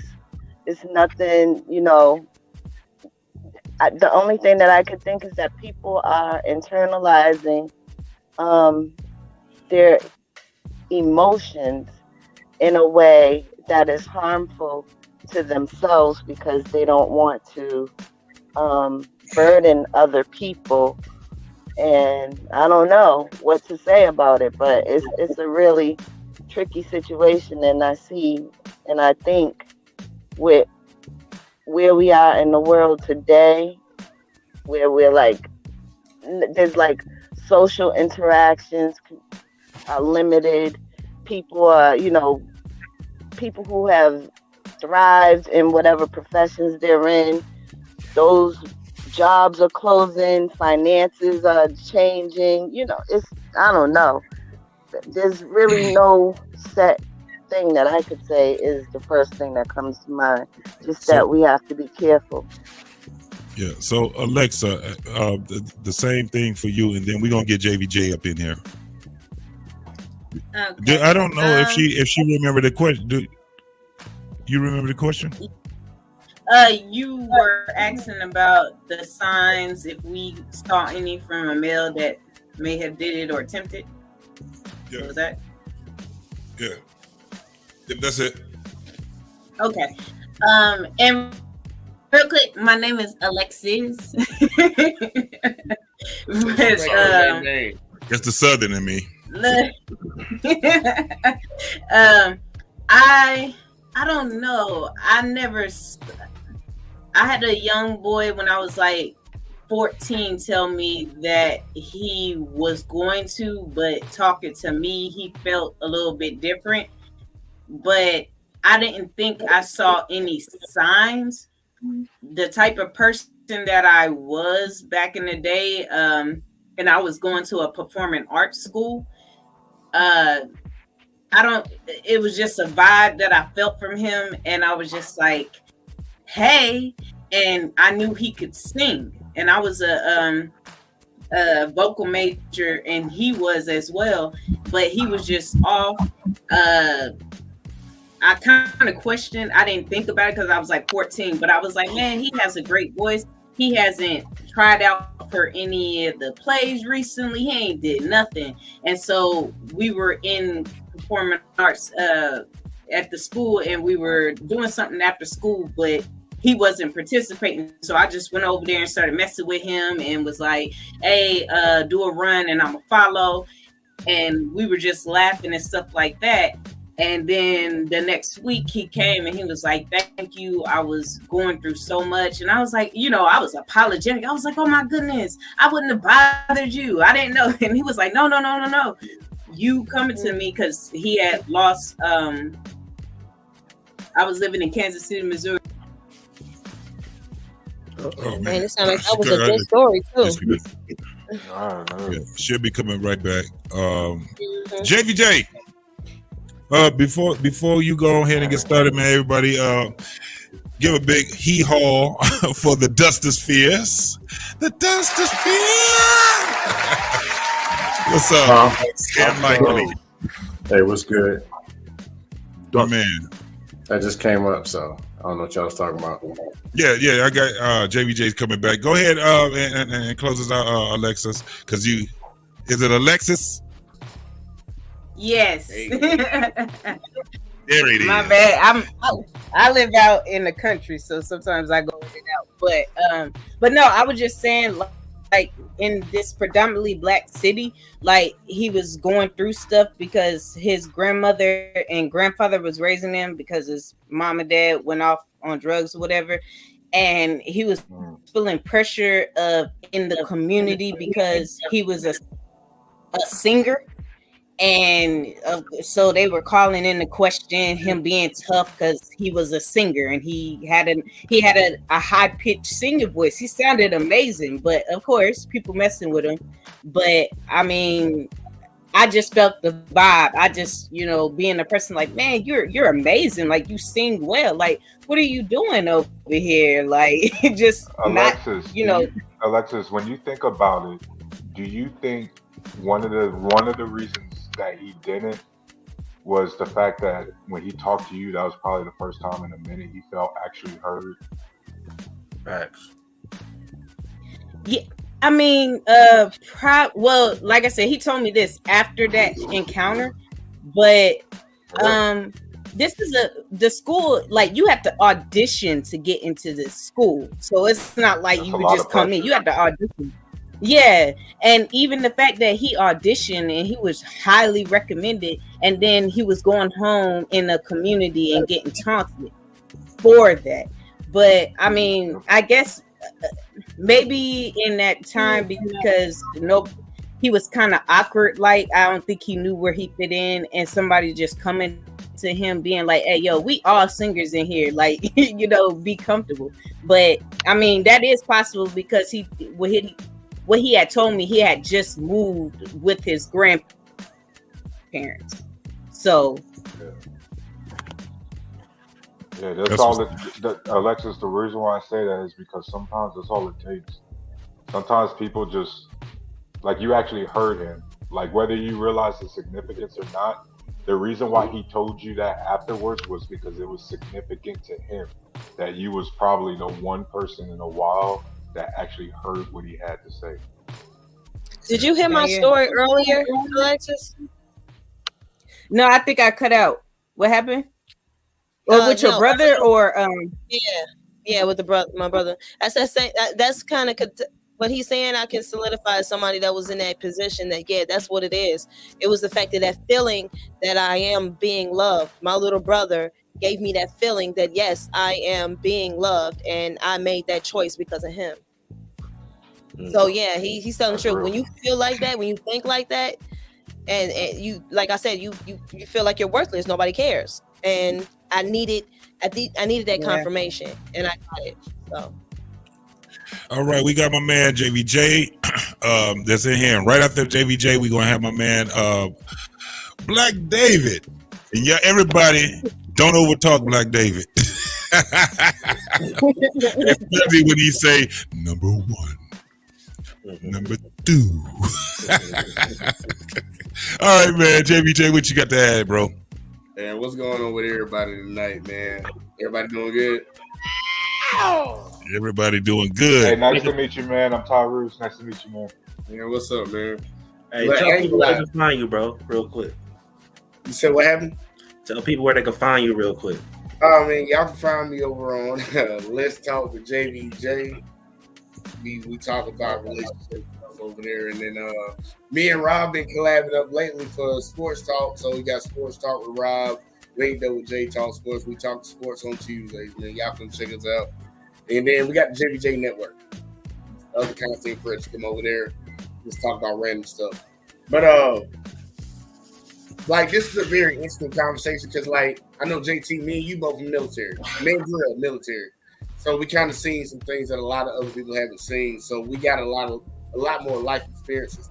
But that doesn't take away from the average day person. There's a social contract that we're all given before we're even born. Like our name's already signed to it, and we didn't have no say so in it. Kind of like taxes when it comes to like what a man's supposed to be and what a woman's supposed to be in society. And women, y'all have certain things that y'all know innately that y'all ain't supposed to be coming to men with it. You're supposed to own it, handle it, move on as a woman. Men, we have the same stuff. Us as men, I can just give y'all an insight. Don't nobody care about what we're going through. A lot of men got to come to terms with that. Like, regardless of people sitting around and saying they care about what's happening, everybody has their own life they got to live. So we have to be strong as men. Like, my dad died, I can't be crying at the funeral. I can't be doing it. And it should be like, hey, I got a little mama at the bottom over here, like, what? What? Because I'm like, you can't cry at your daddy's funeral. What? Come on now. It's just certain things as men. Had me in the first half, not gonna lie. We have to be strong. Like, because think about it. A man can come out and say messed up things have happened to him. If we lived in a perfect world, the world that we want, people would be understanding of it. But we don't live in a perfect world. We always try to shape the world of what we want it to be. We need to deal with the world what it is. A man can't do that. A man has to be strong in every aspect of his life. You don't think so? That's still. I'm just saying. I think I'm not saying I agree or disagree. I think that maybe you're just poking at something at how fierce it is for a man to show some form of emotion, because I've always looked at. It's not like, no, you said you can't cry at your daddy's funeral. That is to me that sounds so problematic to me. Because you're a woman. Like to show daddy. You said, but it's like I got upset that my father didn't feel comfortable crying at his. I'm like, yo, like that's your daddy. Like, you're not gonna cry. That's the thing that gets me, and I get it. I get it, and I understand it, because I think that we're out here trying to help men be better, especially when it comes to this suicide rate. But the problem is, the more and more this is what I see, and I might be the only one that sees it. The more and more we try to get men to open up and talk about stuff, because suicide has been happening since the beginning of time. There's always been men that have clocked out. There's always been men that have not been able to handle it. Usually most men get to the end of their road and then they're like, look, I'm done. Like everybody said on the panel that they didn't see any signs from these guys. You didn't see any signs. They were just carrying on life like everything was normal. Just think about it. If it was a husband, a father, he's making sure the bills are paid, everything's straight. And then randomly one day, he's gone. Those men are the men that just clocked out. But they still understood to the day they're here. The day they're gone, they gotta do what they gotta do as a man. Don't you think it's important to figure out why they clocked out and try to prevent that from happening to future men? It just becomes, it all comes down, I think, ultimately to your upbringing, what you're taught to withstand. Like suicide goes through all classes, all ethnicities. I'm not talking about money and none of that. I'm not talking about that. I'm talking about but people use those as reasons why to commit suicide. It's never one reason. There's a whole bunch of reasons. There's always going to be a myriad of reasons of why somebody does anything. It's not going to be just like one day, especially men just emotionally making a decision saying I'm done with this. It's not that. Everything is thought out, but clearly there's multiple reasons. But most people that do it, they weren't built to make it through whatever they were going through. You know how they always say in the Bible, God won't put anything on you that you can't bear? Well, in their mind, they couldn't bear anymore. That's why they clocked out. They couldn't keep doing what they were meant to do, or what they were supposed to do, what everybody else expected them to do. And they chopped it out. They quit. That's really what it comes down to. I know people want to stop other people from doing it, but that's their decision to do. I'm not going to stop a person. Now, if you want to help me, no, I'm just saying, it's selfish of us. It's selfish of us. It's just like when somebody dies of old age or from a disease. Everybody like, oh, they left me too early, and then they start getting that survivor guilt type crap. That's just selfishness. People make their own decisions in life. You don't lose your mind over somebody quitting their job, do you? And you never see them again. Yeah. Have you guys? I just put something in a comment section. You guys know what that is? I can't even pronounce that. Aoki, you got guitar. Aoki, that DJ Aoki, or you talking about something? That's how you spell Aoki still? Aoki? Nope. Yeah. No. Let me. That is the forest in Japan. That's the forest in Japan where people go and commit suicide. Oh, yeah. I know. Yeah. That is Wow. That's on main. That's on mainland. I understand why. That's on mainland. So, and it's not and then this is the thing. This is the thing. It's legal. It's actually for those people to go there to do that. You gotta do. Yo, JT, did you know that in Japan, if you get fired from your job, just one, it's all but over for you? And that's why their suicide rates is one of the highest. Yeah, that's why. They encourage when you are not valuable. Damn. They encourage you deleting yourself. They actually have a documentary on this. But they have a movie that's coming out too that's on this also. So this is the thing. Black David, go ahead. Let me, and then I digress my thought. I got something to say because I see what JBJ saying, and there's some things I agree with. But I want to say the thing about that particular force, there's something much deeper than that. You're looking to their culture. If we study Japanese history, it became a trend. When it comes to deleting yourself, it's all based off when you lose your honor. There was a thing concerning samurai when you not fulfill your duty. You lay on the sword. That's what they call laying on the sword. Yes. That's one of it. Another one whereby you stab yourself before they cut your head. When you live in a society where the culture is always based on honor, when you lose your honor, that's everything. I can relate to that because that's almost similar to what happened in Africa itself. When your legacy, your name, your lineage, your family line means a lot to you. When you lose something that valuable to you, it feels like you're not important anymore. There is an uptake in deletion in my country right now as we speak. Because when I was living there, it wasn't the case. A few years after I left there, it now became something of a norm. Now in my country, they don't consider it mental health. Either you got demonic oppressed or a demon taking over you. That was the belief system was. It was until a lot of medical professionals coming from overseas had to educate the people in that country to let them know This is a mental health issue. Was that is being made known. I knew of a brother from a former church I used to serve in. The man took himself out. I interact with that brother several times over when we was in the same church. I could tell he felt isolated already. When we go to these so-called men outing in the church, what I do notice, there are men who are too afraid to open up. At a Too church? afraid. But you have no clue. Ain't that where you're supposed to be able to, like, a community express yourself the most? Technically, Yeah, that's why the church trash. Thank you, Rob. Thank you. When I say serve, keyword, I say serve. I didn't say I go to church. Whenever I'm a part of a church, I believe in partaking in that ministry. I don't need to be the regular person that go in the go. I served in the church. I've been in this type of meeting. When we had these gatherings and we have these conversations, I took note of what's going on. I had to be blunt with people. I want the kind of people who judge themselves first before anybody judge me. If you want those kind of people, sometimes you overjudge yourself to the point where you feel like you're not worthy of anything. You don't give yourself no slack. You feel like you didn't reach the goal that you set before yourself, or you trying to compare yourself from those before you, those in your family, and see how far you reach. It affects you mentally. There was a time when I was suicidal myself. Because you know why? I didn't feel like I didn't get to where I need to be at a certain age level, at a certain period, at a certain time.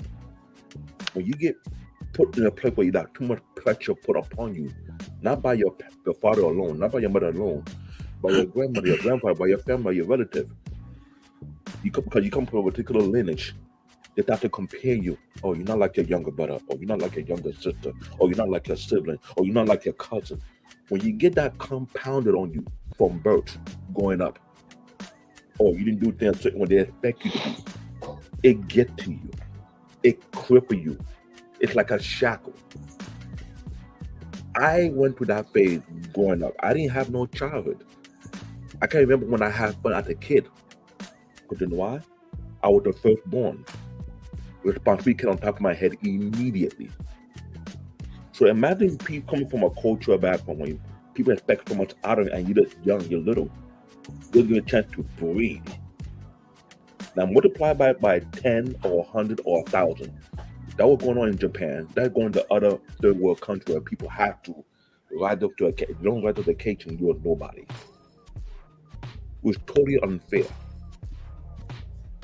I got blamed. You're not gonna believe this. This is a real true story. Age of 9. Can you imagine a 9-year-old kid get blamed for that parent getting divorced and the so-called minister of your mom and dad church telling them it's your job to fix their marriage? Explain that to me. Why would a grown-ass doofus tell a young-ass kid at the age of 9 that it's his job to fix his mother and father marriage? This happened in cultural background. A child is supposed to be a child. Am I right? Please let me know if I'm wrong here. You're right. Yeah, grown-ass people put so much pressure on young kids and rob them of their childhood. Yeah. And you wonder why they get so messed up in the head, or they think or act a certain way, but they don't look at what they did to that kid already beforehand. I speak the way I speak because I understand it, and I spoke to people from other cultures who were going through similar struggle that I was going through, and let them know you're not alone. Out here in New York City, before I even came on the social media platform, I was doing that already. In the schools, at the job, in the church, speaking to people. I saw the sign in their eye. I didn't have to look at their body language. You look into their soul. When you can relate and understand what they're going through without even realize, I had to put them aside to what's going on. You feel like having a talk? You feel like having a conversation? And I end up listening. You know how many males from the age of 11 to the past 30 that I heard stories of the pressure got put on them by family members. I spoke to young kids who were suicidal while they were in middle school and high school when I was a senior. Yeah. A lot of trauma come from the family. Yeah. I've been doing this since at the very young age of 14, 15, because I realized it's not me alone that's going through this. So I use my experience to relate with other people to let them know, you know what, we're not alone. We can help one another. There were people who wanted to delete themselves over the years that I've interacted with these people. And I don't really share it that much because you know why? I keep their personal struggle confidential with me. I'm not going to let you hold that weight on your own. I will carry it with me. So lessen your load. I became that individual trying to help other people without getting paid for it. Without getting the credit for it. Along they're doing okay, I'm happy. I keep it pushing. But in our culture right now, we can't even talk to each other as adults because it's starting at a young age. And this is why I have an issue. I feel you. This is why I have it. If this is me, I'm going to tell you guys real truth. If you're around me, you got a lot of ego and pride, I will not be around you. Mm-mm. I am allergic to ego and pride. Yep. It pisses me off of the worst way possible. So one thing that we forget that, like, I'm 35, and so people are like my age and older, we forget that now these kids coming up, because I got a 14 and 12-year-old daughter. Mm-hmm. If your kid is getting bullied at school, it doesn't just stay at school anymore. Because of social media and the way global communication is, that shit follows you straight home. Everywhere. And God forbid you have a shit household that you come home to. Because I've been bullied before when I was a kid. Boy, if I was bullied now, man. I'm glad you say that. At the IT professional, and I'm glad white kids are different. At the IT professional for 21 years and going on, Taru, what you just said right now, get what I tell a lot of parents. Do not, and listen to me when I'm saying this. All you guys watching this podcast, if you are a mother or a father, no child under the age of 18 should not have a social media platform. Get them off it completely.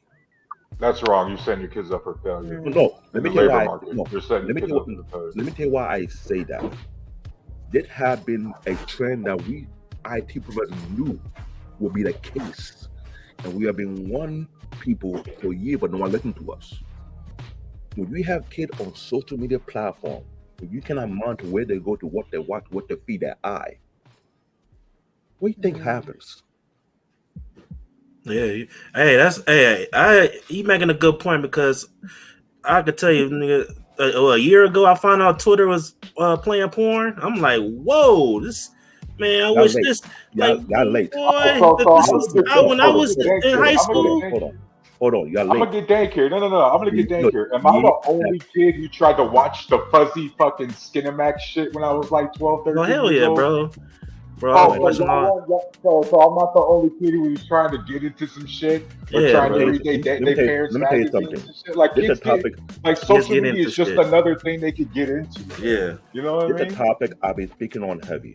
When Snapchat came in existence in less than a year and a half, a lot of the people in the high school, middle school region used it to hide their dirt because they knew their parents not going to check it. And a lot of the articles that have been put out there across the country concerning Snapchat and what they were covering up, a lot of parents didn't pay attention. I was taking the charge, letting parents out here in the city tell them, you need to watch what the kid doing on the computer. There used to be software for that. Why they removed it from the market? But there is software. See, that's the thing right there. Hold on. That right there is just bad parenting. You get what I mean? And that's what I talk about. They get bullied, and then it follows them to the household because they got a shit household who's not teaching them fact from fiction, what's real and what's supposed to be just entertainment. Let me rephrase it for you guys what I'm talking about. So the company I used to follow, so this they do called AVG, Internet Security. They had a software that you can put on their personal PC and monitor your child profile, where they go to, what they do, and will give you notifications. I had that on my phone. When my stepdaughter was going to site she's not supposed to go to, I get a notification on my phone. Now these days, motorway internet security software don't even have that feature. Why are they yanking it out for? For what purpose? Bro, I don't agree. That's a feature right now on Verizon. Like I mean, moral of the story, like I get both. I get both sides. I get both sides because I get what you saying, Two Rose, and I get what Black David saying. And then I got a question for y'all when I make this point. Like, hey, you know, there's a lot of bullshit out here where kids can get their hands on more easily than, you know what I'm saying, we did when we was younger. Like I said, like it's a dog. Like you can watch. I don't even know how I could say the real word, but I'm gonna say corn. But when you got corn on Twitter, like real, I went on Twitter one time, bro. I'm like, you know, I didn't been on Twitter since I was like 2010. I was fresh out of high school. And so one day I was like, let me just check this shit, bro. All the corn stars I was following back then. I'm on their time. I'm like, bro, this different out here. Like, I wish this shit was like this when I was such and such age. Like this, bro, it's crazy. Like, but at the same time, you can't stop kids from doing shit because, like, I done some shit. I done some shit I'm supposed to do. Everybody done, bro. It's so. Rob. One thing I'm learning is that these kids, like my daughters, like group chats are everything now. Like. Yeah. They always talk about being part of like group chats and shit. I'm like, oh, that's important. That's a fucking thing. And yet I got to understand that as a dad, that's the reality now because it's intertwined. There's no barrier anymore. And so it's like, at this point, trying to just remove social media, you're setting your kids up for failure because so many jobs today in the labor market is tied to that with service industries and advertising and marketing like that. And so as parents, it's our job to teach our kids how to navigate through that. Yeah, we can't do anything about the more you be strict on your the more you strict on your kids, the more they get crazier. That's I get it and I understand. Crazy shit. Let me point something out to you guys. Once you make the point, I'm gonna ask this question. We gotta look at China, look at Japan. Why is that they made sure they control that type of nonsense feeding to the kids more than we do in our own country? TikTok, for example, it's been known I called out long before people found out about it. The TikTok account. Hey, bro, this is America, bro. We're not a nanny state. At the end of the day, it's up to our parents to do the right thing. I get it, but here we need to understand. Japan had an issue with kids being on game and on the internet for too long. They created a program to make sure they reduce that effect on their own kids. In time, they made sure they didn't allow no type of feed that's dangerous for the kid to be going to any kid account. They make sure if you will sign your kid on any social media platform, make sure you have it registered so they control the feed that come into their own profile. What they see over there, we don't see over here. Japan got the highest suicide rate in the world. Please don't use them as moral examples. I get it. I get it, and I pointed out earlier they have a cultural issue. Think about Japan; they need to change their culture. Until you change that rate is not coming down. That's their main core problem. It's embedded in their culture. Well, listen, the world is peppered with people that's immoral and cultures that are immoral. You know what I'm saying? So this is the thing. How do we navigate as human beings before it's all over with? Because one thing's for sure is that as sure as you're born, you're gonna die. While you here, you gotta actually understand what your purpose is, and your purpose is not just you. It's more or less about you than it is about the other people. This is where we have to find where our value is. Yeah. Now we to Cody right here because what he's saying that we not giving our kids their privacy. I'm a parent and a grandparent. Number one. Do I believe my kid to have a social media platform until the age of 18? That is my choice. Because I don't want my child to be engaged. I have conversations with my son and my daughter to see how they feel going to school each and every day. What are their personal problems? Who they got beef with? How they feel about their teachers? When I talk about in-depth, I talk to them like they're talking to their friends, but I wanted to be open with me about certain things. And when they ask about certain things, I explain to why I don't want them on it and what goes on these social media platforms. My son asked me about a week ago about going to Snapchat. I said no. He asked me why, and I sat down and explained to him why in detail concerning that issue. And I tell you, it's my job to protect you from this type of shenanigans. You're not of that age to protect yourself from those type of attack. What I realize is affecting your way of thinking. as a parent and an IT profession and I've been out there over 21 years, you think I'll let my kid be on social media platform? That's on you and your kids. In my household? So hold on, wait, hold on. Who is supposed to teach them about how to navigate social media? Hold on, fellas. Hold on, because we gotta go to the next question real quick. But we'll have to, once we have time, we'll talk more about it towards the end. But the question I have, right? I really want to piggyback what JVJ said, right? And he was talking about how it's pretty much, in a way, it's selfish trying to stop somebody from hurting themselves or deleting themselves. And I can understand where he's coming from. I don't know a lot of y'all watch Segaru, right? Me and James put me on him. And one thing I learned about him, Segaru. I said it, yeah, y'all can't say his name right. But one thing I learned about him is life and death. And the way he broke it down is, man, life and death is pretty much the same thing. So you think about people who's like suicidal, we always have this mindset like, oh, they so weak, they don't understand it's so much more than life. I feel like people who are suicidal, maybe they just understand death that where we don't understand death at. You know, maybe people think like, you know what, death is a reset. Because I always talk, man, when it comes to death, we all transfer, right?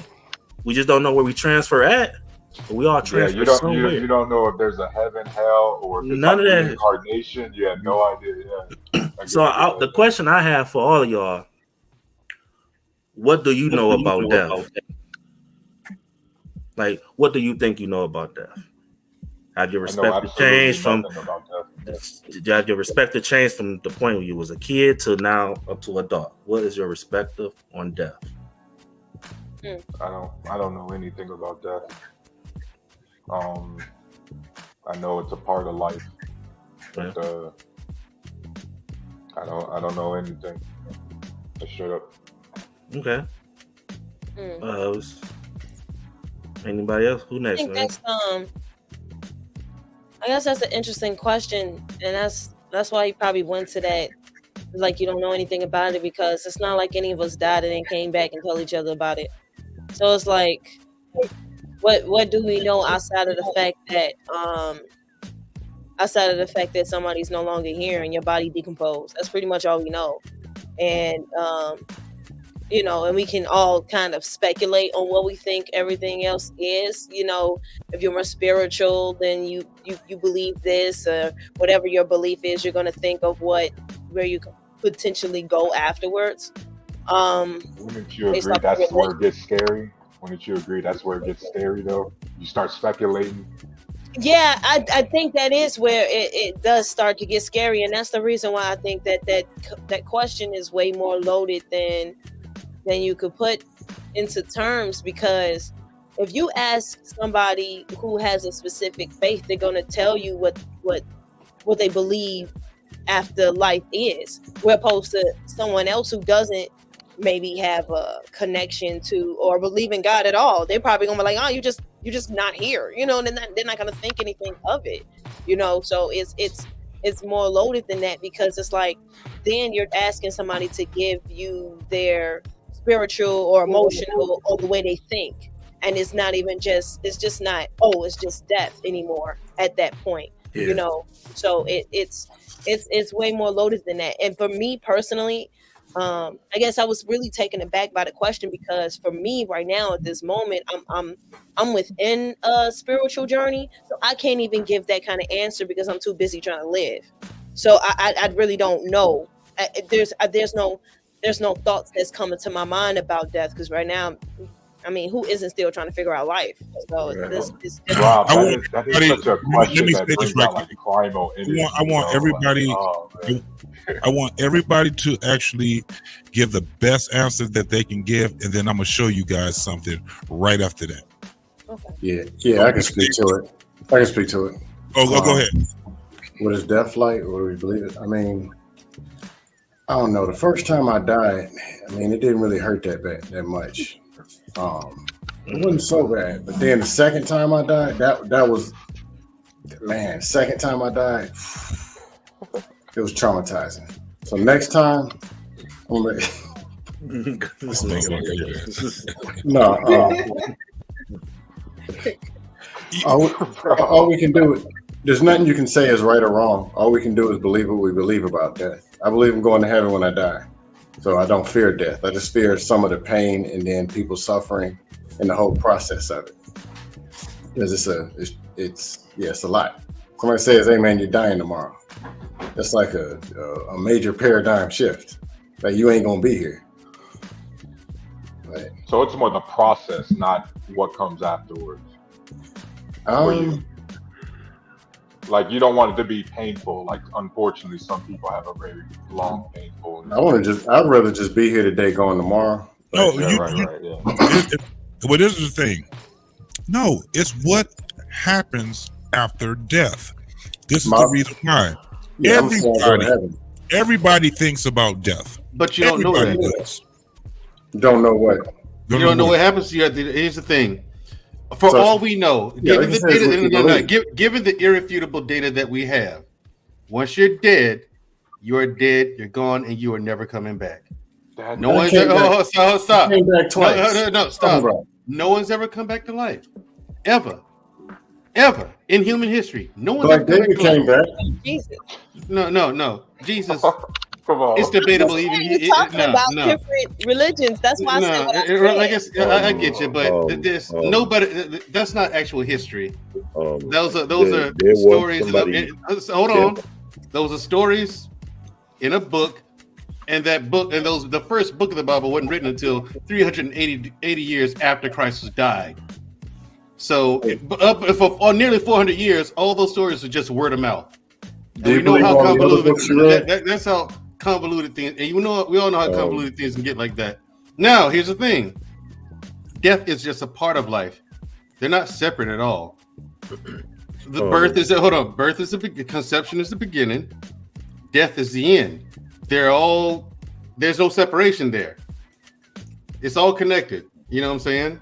So that's why myself personally, I try to enjoy my life every second of every day, because if I'm gone, I'm probably not going to be here again. It might all be over.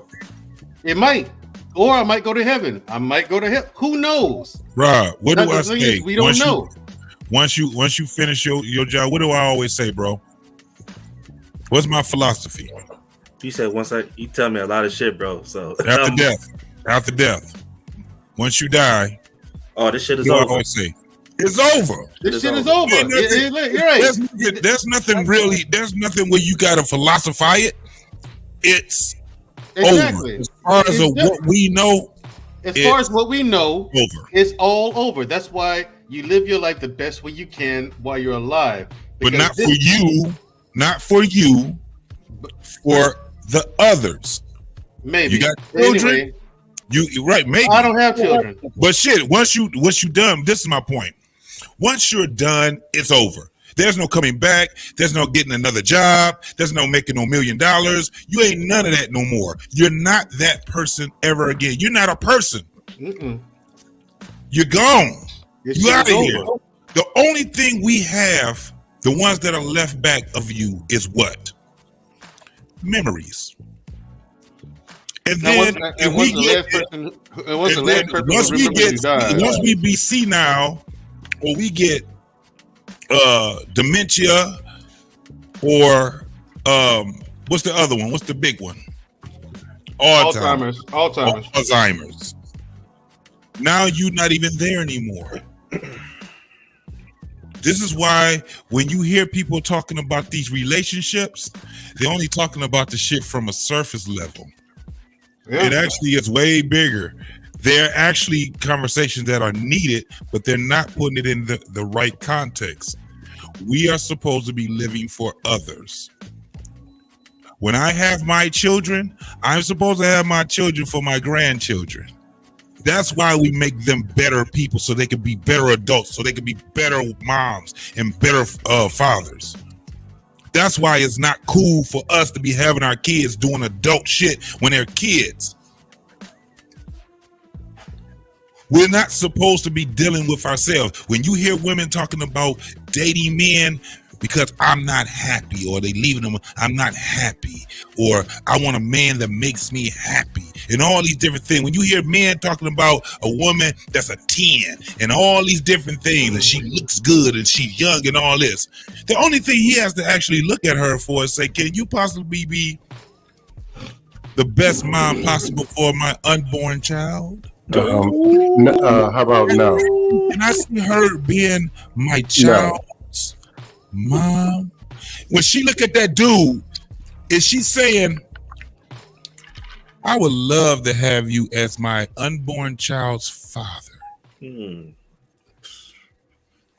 don't hear none of JT, it. All you hear is about that, right? Thank Say you, it JT, again? for saying that. Thank you for saying that, JT.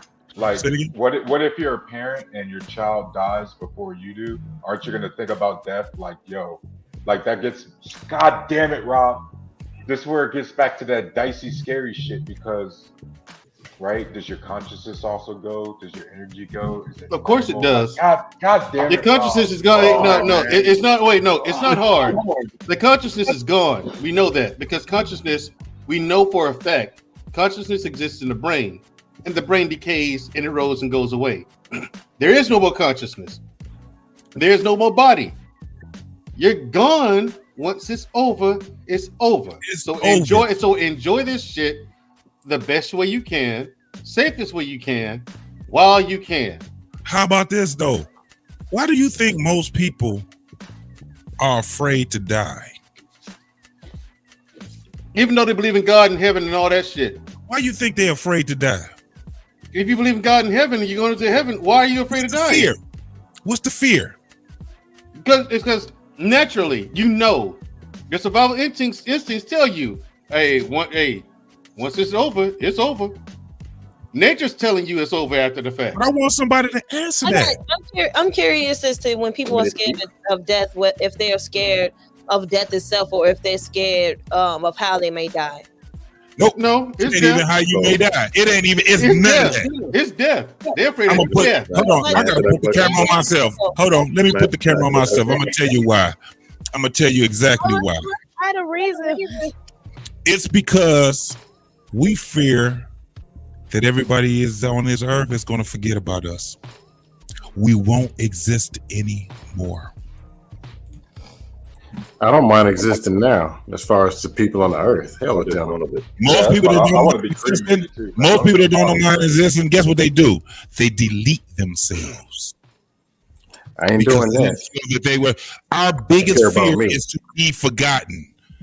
Okay, my thing is, hold on. Some of us don't like people and don't really care. I got a question. Some of us don't. Justo, I got a question for you. Mm-hmm. You're a devout Christian, right? Not arguing religion, not doing Fair it. enough, but if you're a devout Christian, but since you believe in heaven so much, why don't you kill yourself? Not arguing that's where you religion. think you're going. No, regardless of what I say. That has nothing to do with religion. I'm just curious as to why not. I don't want to. Okay, that's an answer, and I'll accept it. Is that a trick question? Why would I be interested in killing myself? Because you're going to heaven after you die.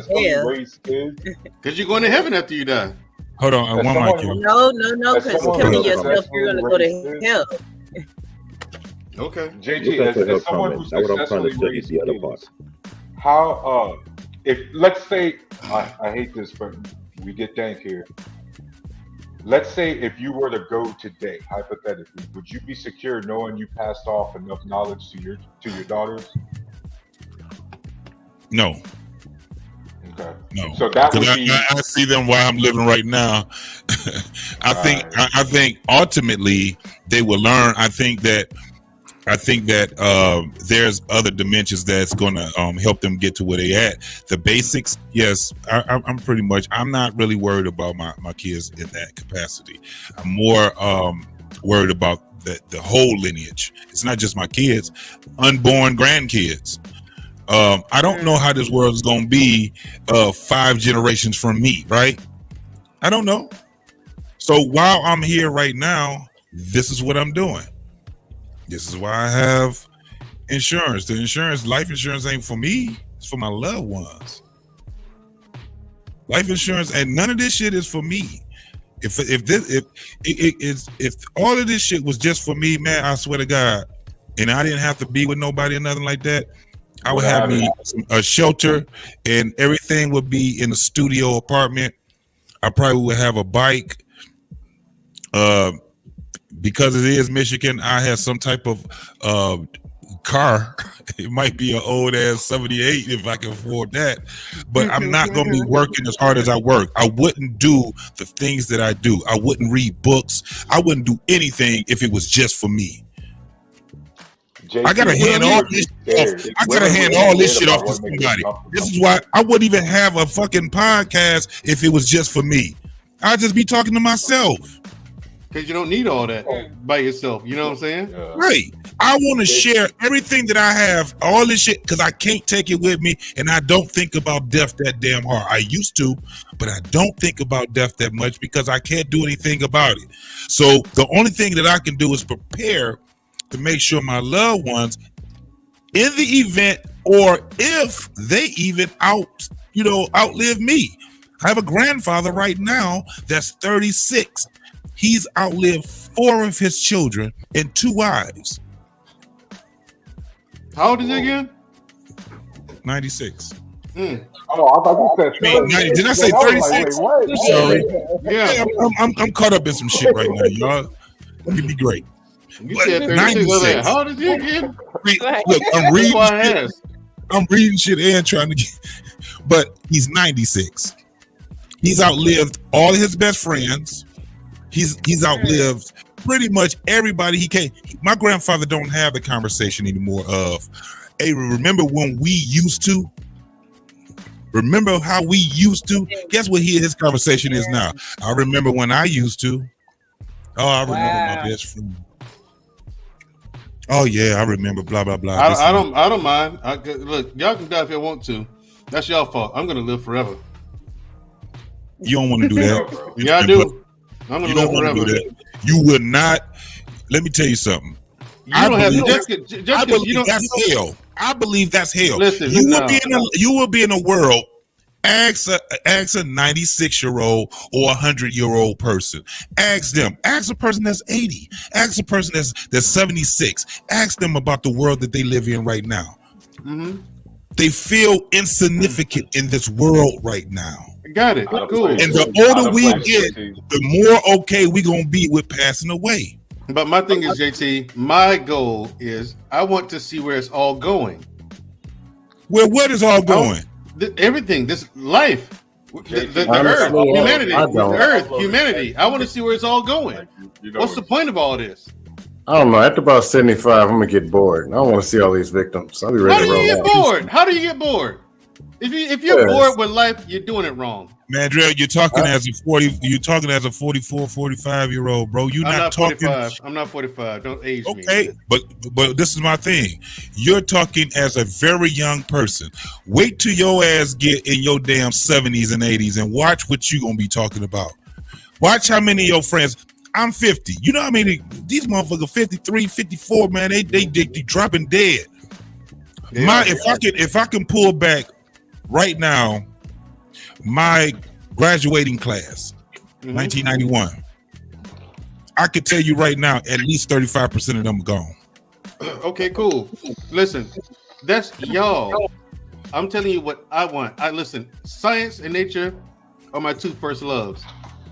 I've always wondered where everything. Well, if you know anything about science, let me finish. You know you get old. Let me finish. And decrepit. Yeah, you do. But all my life, I always wondered where things came from. What are they doing now? Where they've been, and where they're going. I want to be a witness. I want to see where all this is going. What's going to happen to us as human beings? What's going to happen to Earth, the universe? I'm genuinely that curious. I want to sit here and watch all this stuff happen. I want to be a witness to it. That's me. I want to live forever. And it's not out of greed because I'm afraid of dying, nothing like that. It's just, I really am curious. not gonna lie. I'm with him because I be thinking like, ooh, when I'm 80, what's gonna be like? It's gonna be different. Like, yeah, I'm like, where's this? Where's this? And in 1,000, wait, hold on, JT. And in 1,000 years, where are we gonna be then? Like, I want to see that shit, bro. You can't even get a person to be happy of being on this earth when they're 103. The motherfuckers be like, fuck this shit. That's them. They're old and decrepit, and their body decaying. And you are not there yet. You got to remember, brother. You still got to get there. You ain't there yet, so your mindset will change. Bro, you gonna run a 40 and 4.5 at 103 years old? Quincy Jones is living around like he happy as hell, being old as hell. Quincy is happy and old and running around here like he living life like he's still 30. I'm telling you. Let me tell you something. It looks like, first and foremost, I got two things. Look, bro, I'm gonna give you a bunch of plastic surgeries and shit. Once I hit 100 for my 100th birthday, I'm gonna get skin tightening and all kind of shit going on. Okay, for my 100th birthday. Right? Hey, let me tell you something. You can't get plastic surgery for a gallbladder. Hey, listen, I'm a clone mine. Look, I'll get a cloned one. You're not getting. It'll be here by that time. If you catch you up, man, you're trying to be a Highlander. Yeah, what's wrong with that? Hey, Queen Smiley, there's no cap here, baby. I really do want to live forever. Queen Smiley. No, I really do want to live forever, and I told you why. Yeah, I didn't catch the phrase. So, that's what you say there. You want to see a Highlander. That's the phrase to be said all the time. You want to be a Highlander, let him be. Let man just be a Highlander. Bro, we do live forever if we have children. No, we don't. When you have children, you live forever. Well, I don't have any kids. Okay, so you better start getting. You better get to getting. So that's it for me. You better get to getting. You know what I'm saying? That's it for me. When you go, you go. When it's over with, right? That's why I want to stay here. There's too much to learn. There's too much to learn. There's too much to learn. How are you ever gonna get bored? There's too much shit to learn. Let me tell you something. See, he again, Black David. He's in the body he's in right now. You won't have and that I'm loving body. It. I'm loving every second of it because I know how the body works.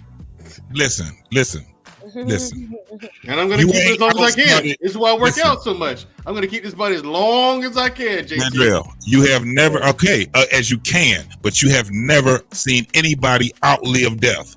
Give me one person that did. Well, you can't outlive death. Like you said, death is a part of life. The only way that you can live close to forever is what? Procreating. This is what procreation is. But here's the thing. Let me tell you what procreation is. It's the whole thing on what death is about. Death is necessary. It is.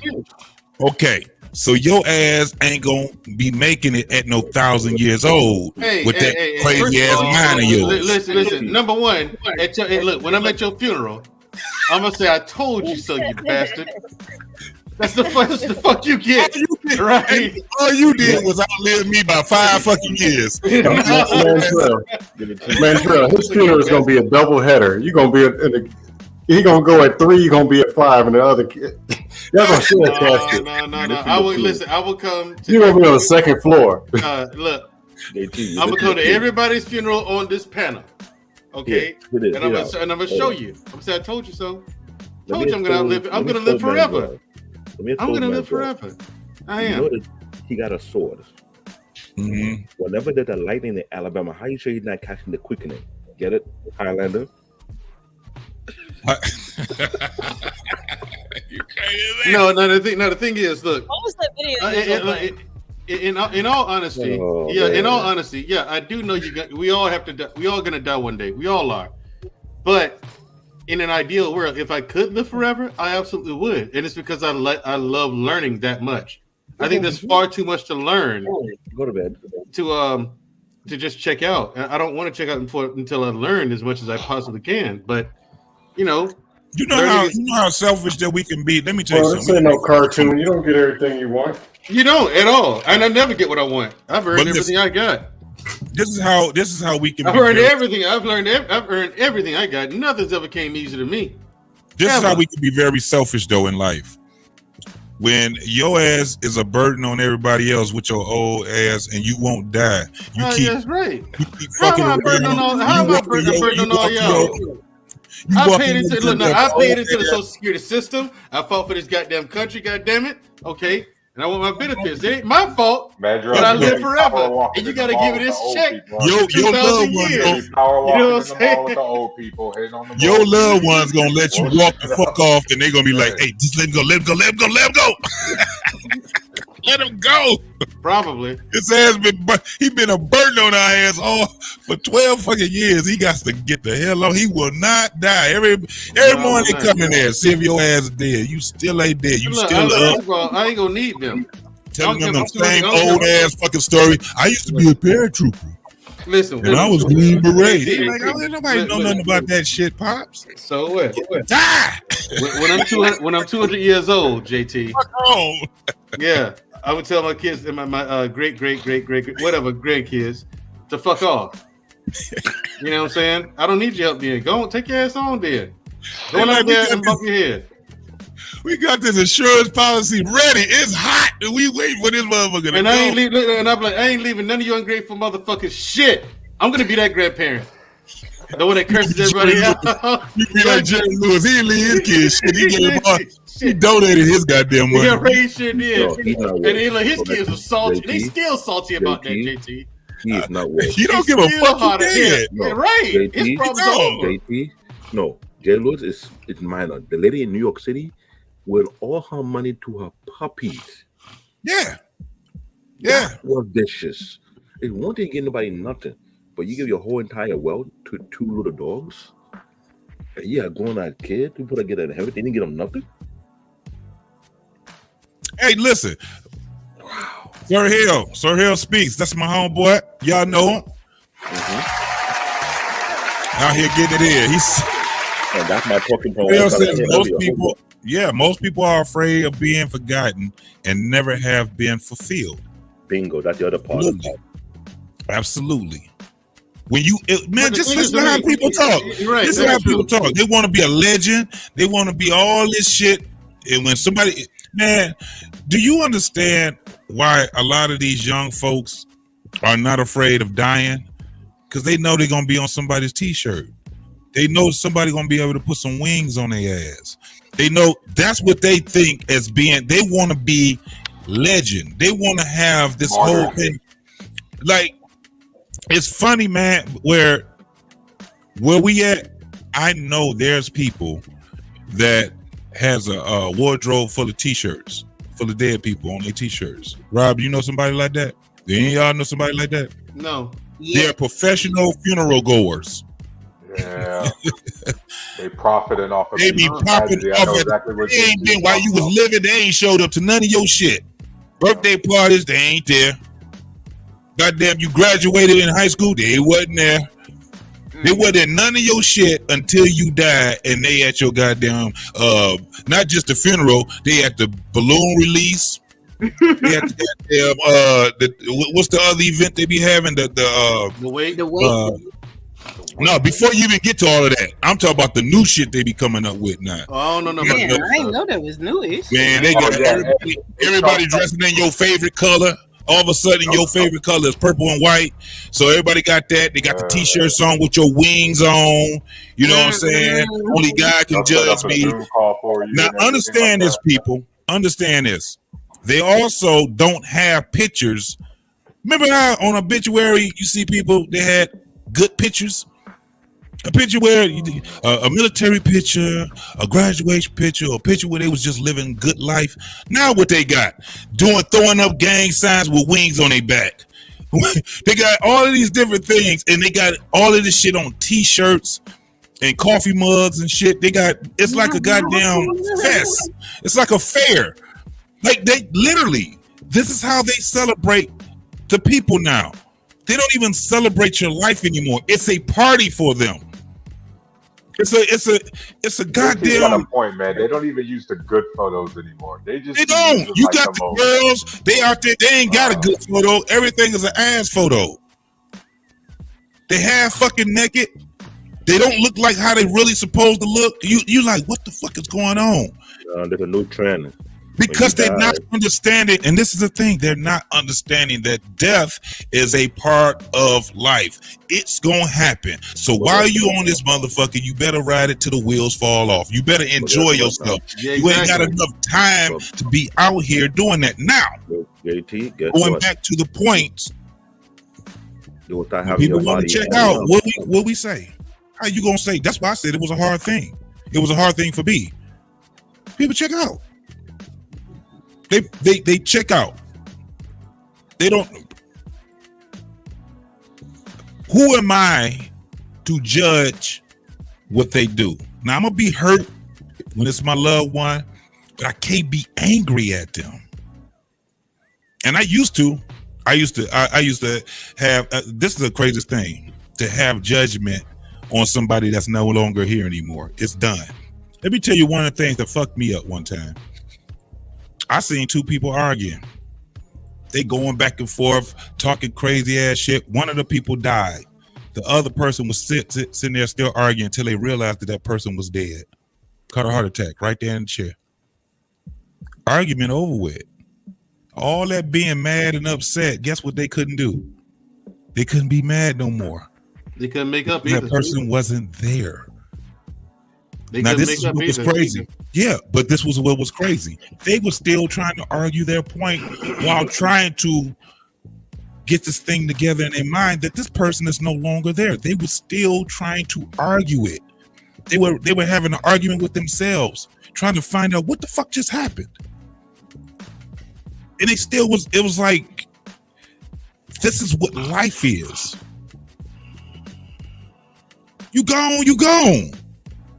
It's a done deal. You can't be mad at a person that's gone now. They're not the same person anymore. They're not even a person anymore. They have transitioned. That energy had to go somewhere. Scientifically, we know we're energy, and energy does not disappear. What does it do? Yeah, right. It transfers from one form to another. And here's the thing: that energy when it dissipates, it's no longer intact. So what we are, our consciousness today, is no more. It's no more. That's what I'm saying. We are gone. We're out of here. We ain't coming back. So I try to enjoy my life, especially having so many brushes with death. I try to enjoy my life every single day somehow. I do something to make me happy. I do something. One thing. If not, have a whole fun day. You know what I'm saying? I don't rely on other people to make me happy anymore. Well, I never have, because no one else has ever actually put the effort in to make me happy. But I've never relied on anyone else to make me happy. Couldn't. JT, I was never in a position to. I don't know if Rob's still there or not, but for Rob's question or speculation, I wonder if Rob will understand this point. What if death, the way we define death, is however our loved ones feel after we're gone? That's what death is. You get what I mean? But it's Whatever not. that is. But I get what you're saying. I get what you're saying, though. And think about that, because what are you leaving behind when you commit suicide? When you take that action, what is the effect on your loved ones? Right? And so that's why it's so important to see the red flags early, because I'm tired of fucking answering that question. The effect that it has on your loved ones.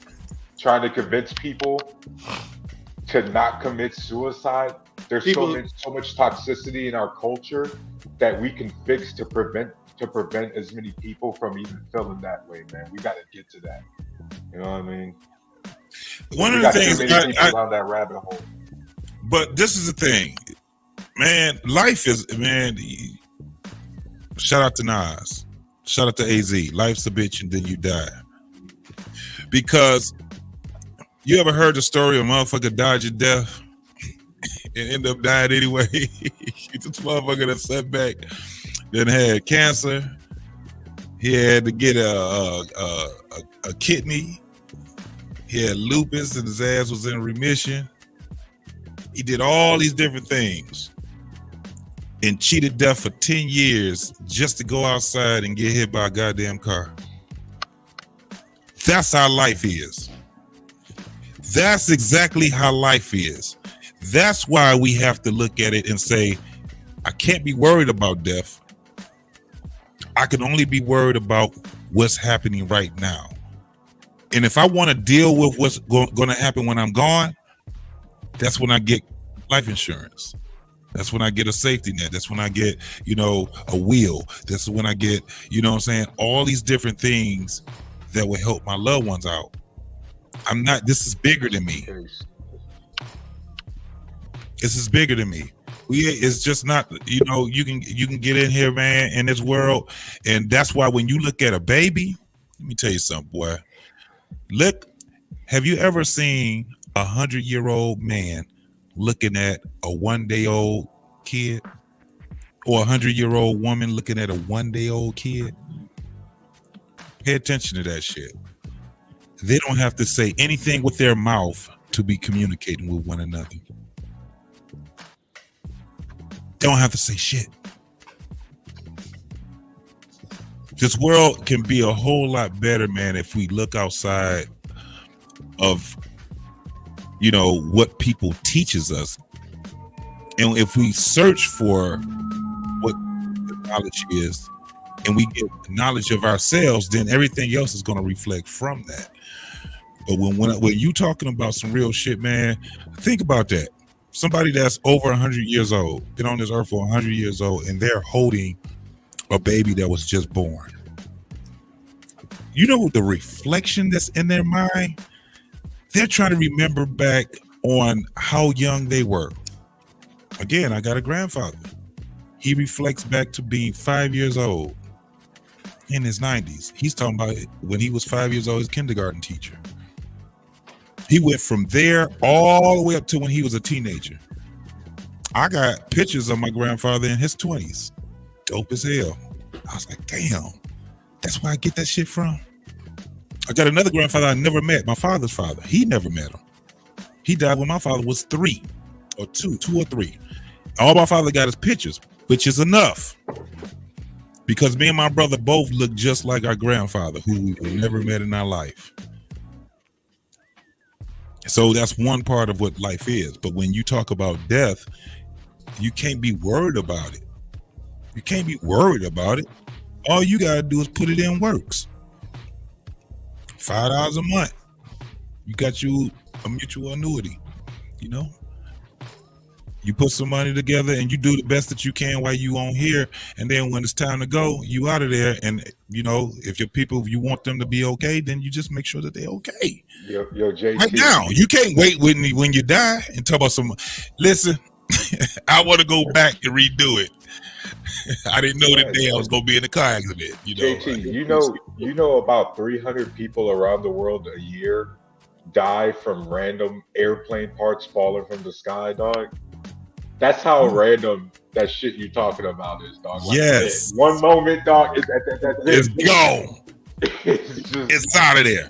I seen a video of a man walking with his wife or girl. They was holding hands. They were just walking, minding their own business, and a tire came and killed the shit out of his ass. A tire. It came off of a vehicle or whatever, but that shit was rolling like crazy and hit him in the head, knocked him down. He splattered his brains all over the place. Crazy. So we got to not be afraid, for one, of dying, because it's going to happen. But what we have to be is more vigilant on living. And the only thing we can do, man, is put in a hell of an effort to give what we can give. And anything else, if we want to have some pleasure in life, we have pleasure in life. If we want to have joy in life, you do what the fuck you feel is conducive to you. But you keep other people in mind. This is how you have the balance. That's why when we doing our thing and we are this, I got to get this done. I got to get this done. At some point, you be like, okay, let me fall back. Let me see how my loved one is doing so I can sit back and enjoy life with them. You work hard, you play hard. I've always been that type of person. I work hard, I'm focused and whatever. But goddamn, I play hard too. Because I have to have that balance in life. If not, guess what I'm going to be doing? Thinking about getting the fuck up out of there. I don't want to check out right now. I don't want to check out right now. Matter of fact, I might be kicking and screaming. You ever seen somebody on their deathbed and they still trying to live? They kicking and screaming. They still mentally sharp. They still there, man. Yeah. That's where it is, where the things that's traumatizing to us, it can actually be something that's triumphant to us if we allow the healing to start. First, in order to allow the healing to start, you got to understand that you are traumatized.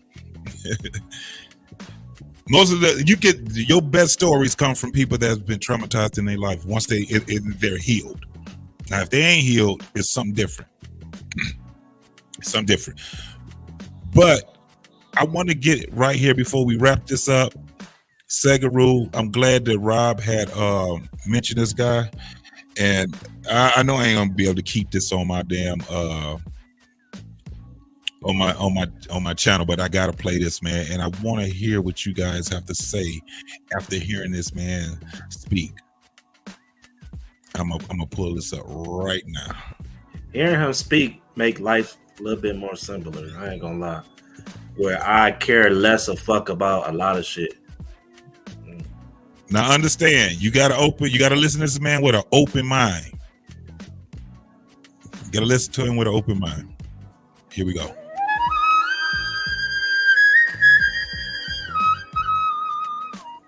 The question is there rebirth?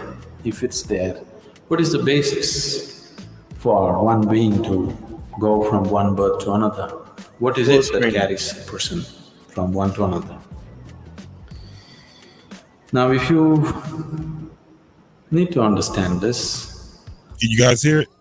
Full screen. Full screen.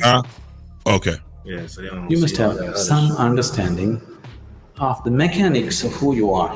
I'm talking about the mechanics of how a human being is built. See, when you say I'm a human being, the outermost periphery is the physical body. In yoga, we look at everything as body because it is easier for you to understand that way. So we see the body as 5 dimensions or 5 sheets. Physical body is known as Annamaya Kosha. Annamaya Kosha means… Anna means the food. This is food body. Next one is called Manomaya Kosha. That means it's the mental body. The third one is called Pranamaya Kosha, which means the energy body. Physical body, mental body, energy body. All these 3 dimensions are physical.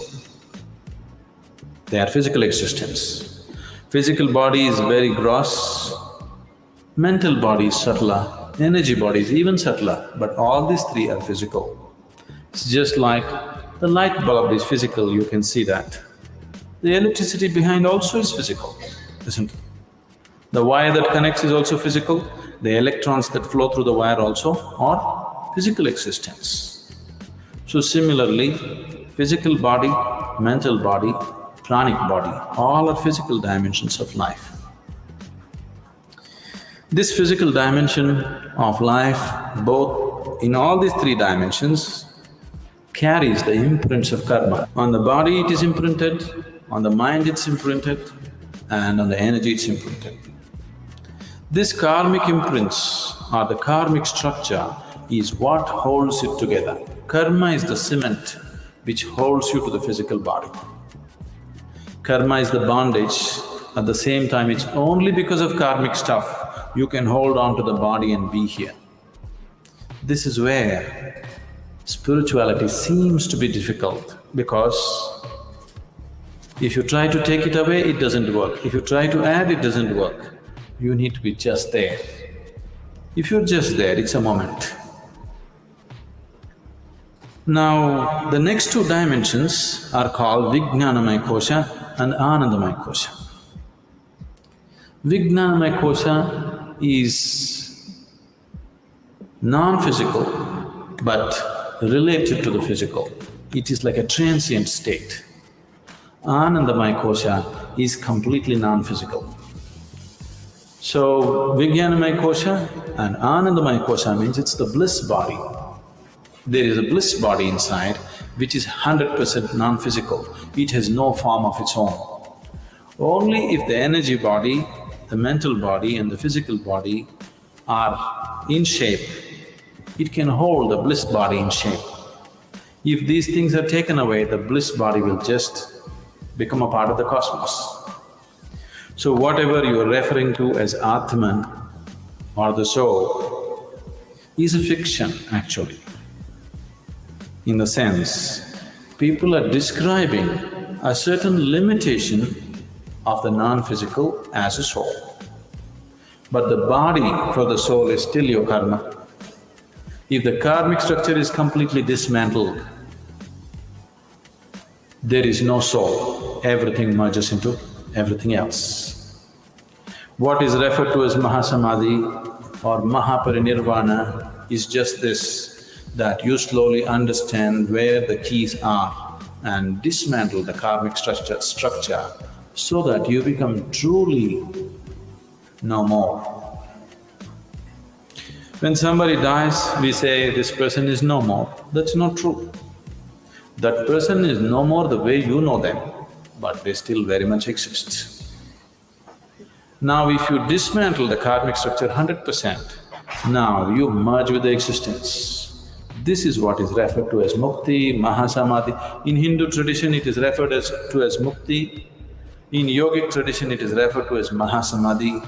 In the Buddhist way it is called as mahaparinirvana. Generally in English we are saying liberation. Liberation means becoming free from the very process of life and birth and death. Liberation means becoming free from the basic structures of body and mind. And for all this, the karmic structure is the strings which hold these things together. So when a person dies, obviously the physical body is something that you borrowed from the earth. This body is just earth, isn't it? You understand? This physical body is just a piece of earth which is right now prancing around like this. But you have to pay it back, atom to atom, no interest though. But you have to pay back every atom. You won't be allowed to carry a single atom from this planet. Nobody has managed it.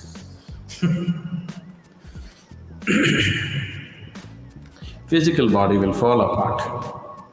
The mental body and the pranic body, depending upon the strength of your karma, goes on. If the karmic structure is very intense, unfinished, then it has to finish it. If the karma has become weak because it has run its course, then it very easily finds another body. If it has to find another body, the intensity of the structure should come down, it should become passive. If it is very intense, it cannot find, it has to hang. So this is what you're referring to as ghosts. Somebody is dead, his karmic structure is still intense because it's not over. Now he needs much more time to find another body, he still exists. And the more intense his karmic structure is, the more visible he becomes or more experientially available to people. There are innumerable such beings all around you, whether you know it or you don't know it. But most of them you won't feel because their karma is dissipated. They're just waiting for more dissipation before they find another body. But if their karma is very intense, this is why they told you in the tradition, if somebody dies unnaturally, either by accident or suicide or some other way, they will become ghosts. It is not so, everybody becomes. It is just that they're more experienceable. They're more available to your experience because they have more intense karmic structures. So you people may experience them little more than other beings who die of old age. If one completely completes his allotted karma for that life, he will die just like that, without disease, without accident, without any injury. When one dies simply like that, that person may find another body within hours. This is why in this tradition always they said, if one completes his life and dies peacefully, it's the best way to die because he need not hang around. Immediately it goes on. Now, when you walk the spiritual path, the ultimate goal for every spiritual seeker is he wants to break this whole process.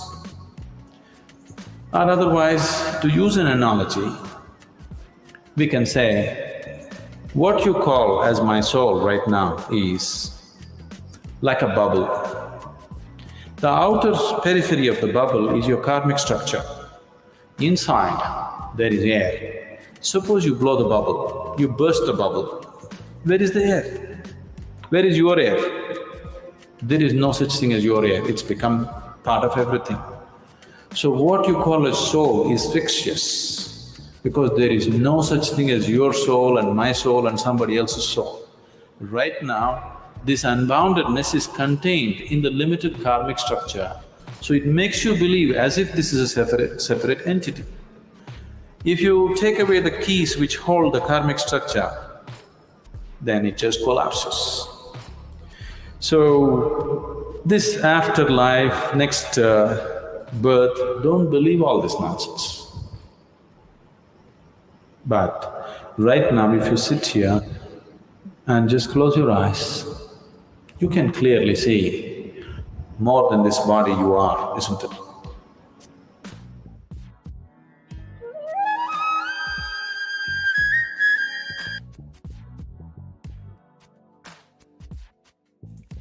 So one of the things he kind of referenced to was Tupac. Think about Tupac.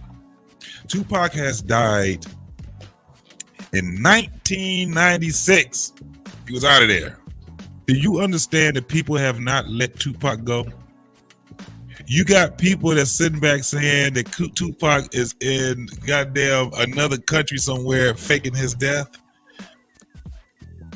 What was the other guy before Tupac? Hoffa and Elvis Presley. All these people. Elvis Presley, yeah. So what he was speaking off of was based off of, it was actually, you know, yogi and all these different things. But it wasn't like, what he was saying was, we call these things ghosts. But in all actuality, it is other dimensions that comes down to what this whole death thing is about. I don't know if it's to be the truth or not, but when he speaks about some shit, you can actually put two and two together and say, okay, I get the analogy of that. Just like what he was saying, in the air bubble, right? Air is in that bubble, the bubble bursts. Where's the air? Because the air had to go somewhere, because what? It's energy. It goes back into the atmosphere. So what he was saying was that that's how it is with us. When we die, we go back into the atmosphere. The karma. You know what karma actually is? It's just the sum of, the equal to. It's not what people keep saying. Karma gonna get, that was karma. No, that's not what karma is. Karma is what equals to what. That's what it is. Etymology tells you that. Now, you can look up the definition of it, and it's still going to tell you equal. It's not going to tell you anything that has anything to do with vengeance. It don't say that God uses karma and all this crazy ass shit that people done made up and peppered up and all that shit. But a lot of these things, man, when we think about it, we're supposed to think about these things. One of the reasons why I went to that guy, he wasn't the first one, because he's only like, I think he's like 67 or 70. He ain't even 70 yet. He just got that big ass beard. He ride motorcycles. He chose to use his life in giving. This man owns a goddamn a water company, and he feeds the whole, it's like a whole city or something in India. He rode from Hindu to somewhere else on a motorcycle, and he had everybody following him. He a dope guy, dope as hell, and he always had people challenging him. He goes around the world talking to people. He has an interview with Mike Tyson, who, by the way, challenged the shit out of him. The man has a simplistic way on how he explains things to us, and that's why he has this whole thing of guru. Sadhguru is what he calls himself. That's not his real name. But they in India, they have a gang of these guys. They have a gang of Sadhgurus, right? They call them Babas. They call them, right. But a Sadhguru is a guru. A guru is not an expert. It's not even a fucking novice. He's just a person that's well versed in the things he talks about. He's a teacher, but he's more of a student than he is a teacher.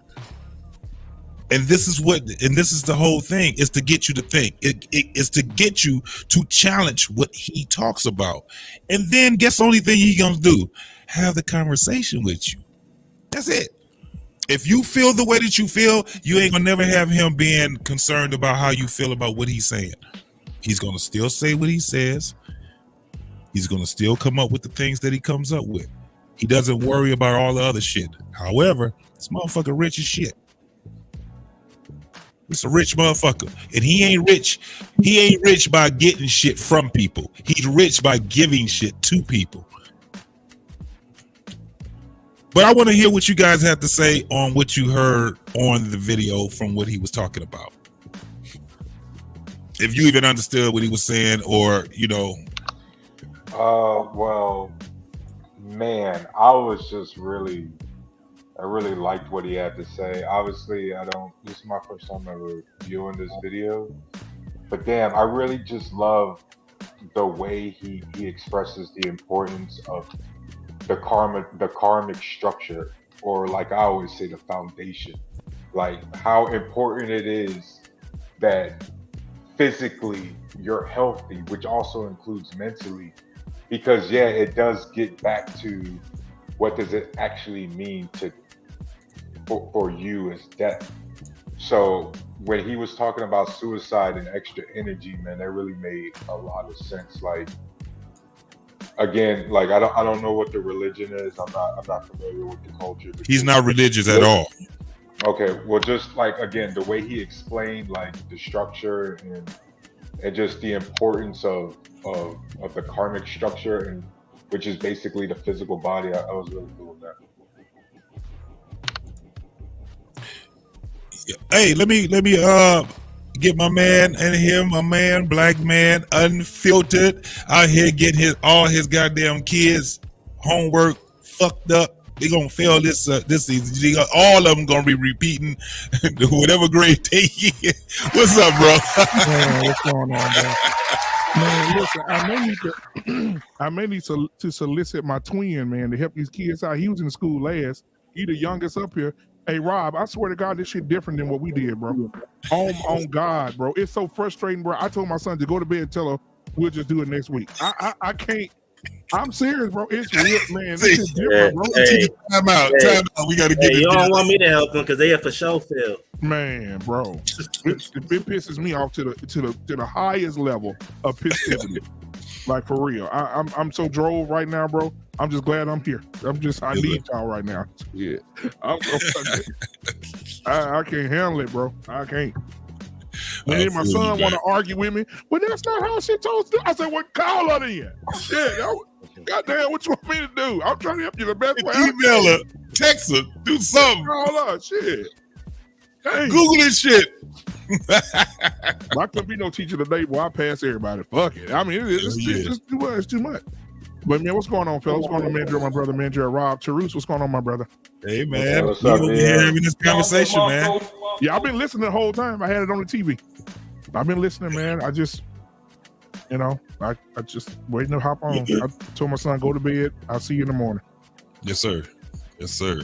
But yeah, one of the things we just got through watching Sadhguru's one of his videos. That dude deep, boy. Very deep. And the thing is, like I said, he's a student. He would tell you, I'm a student. I'm not. Don't put me at a high pedestal. I'm just a man here.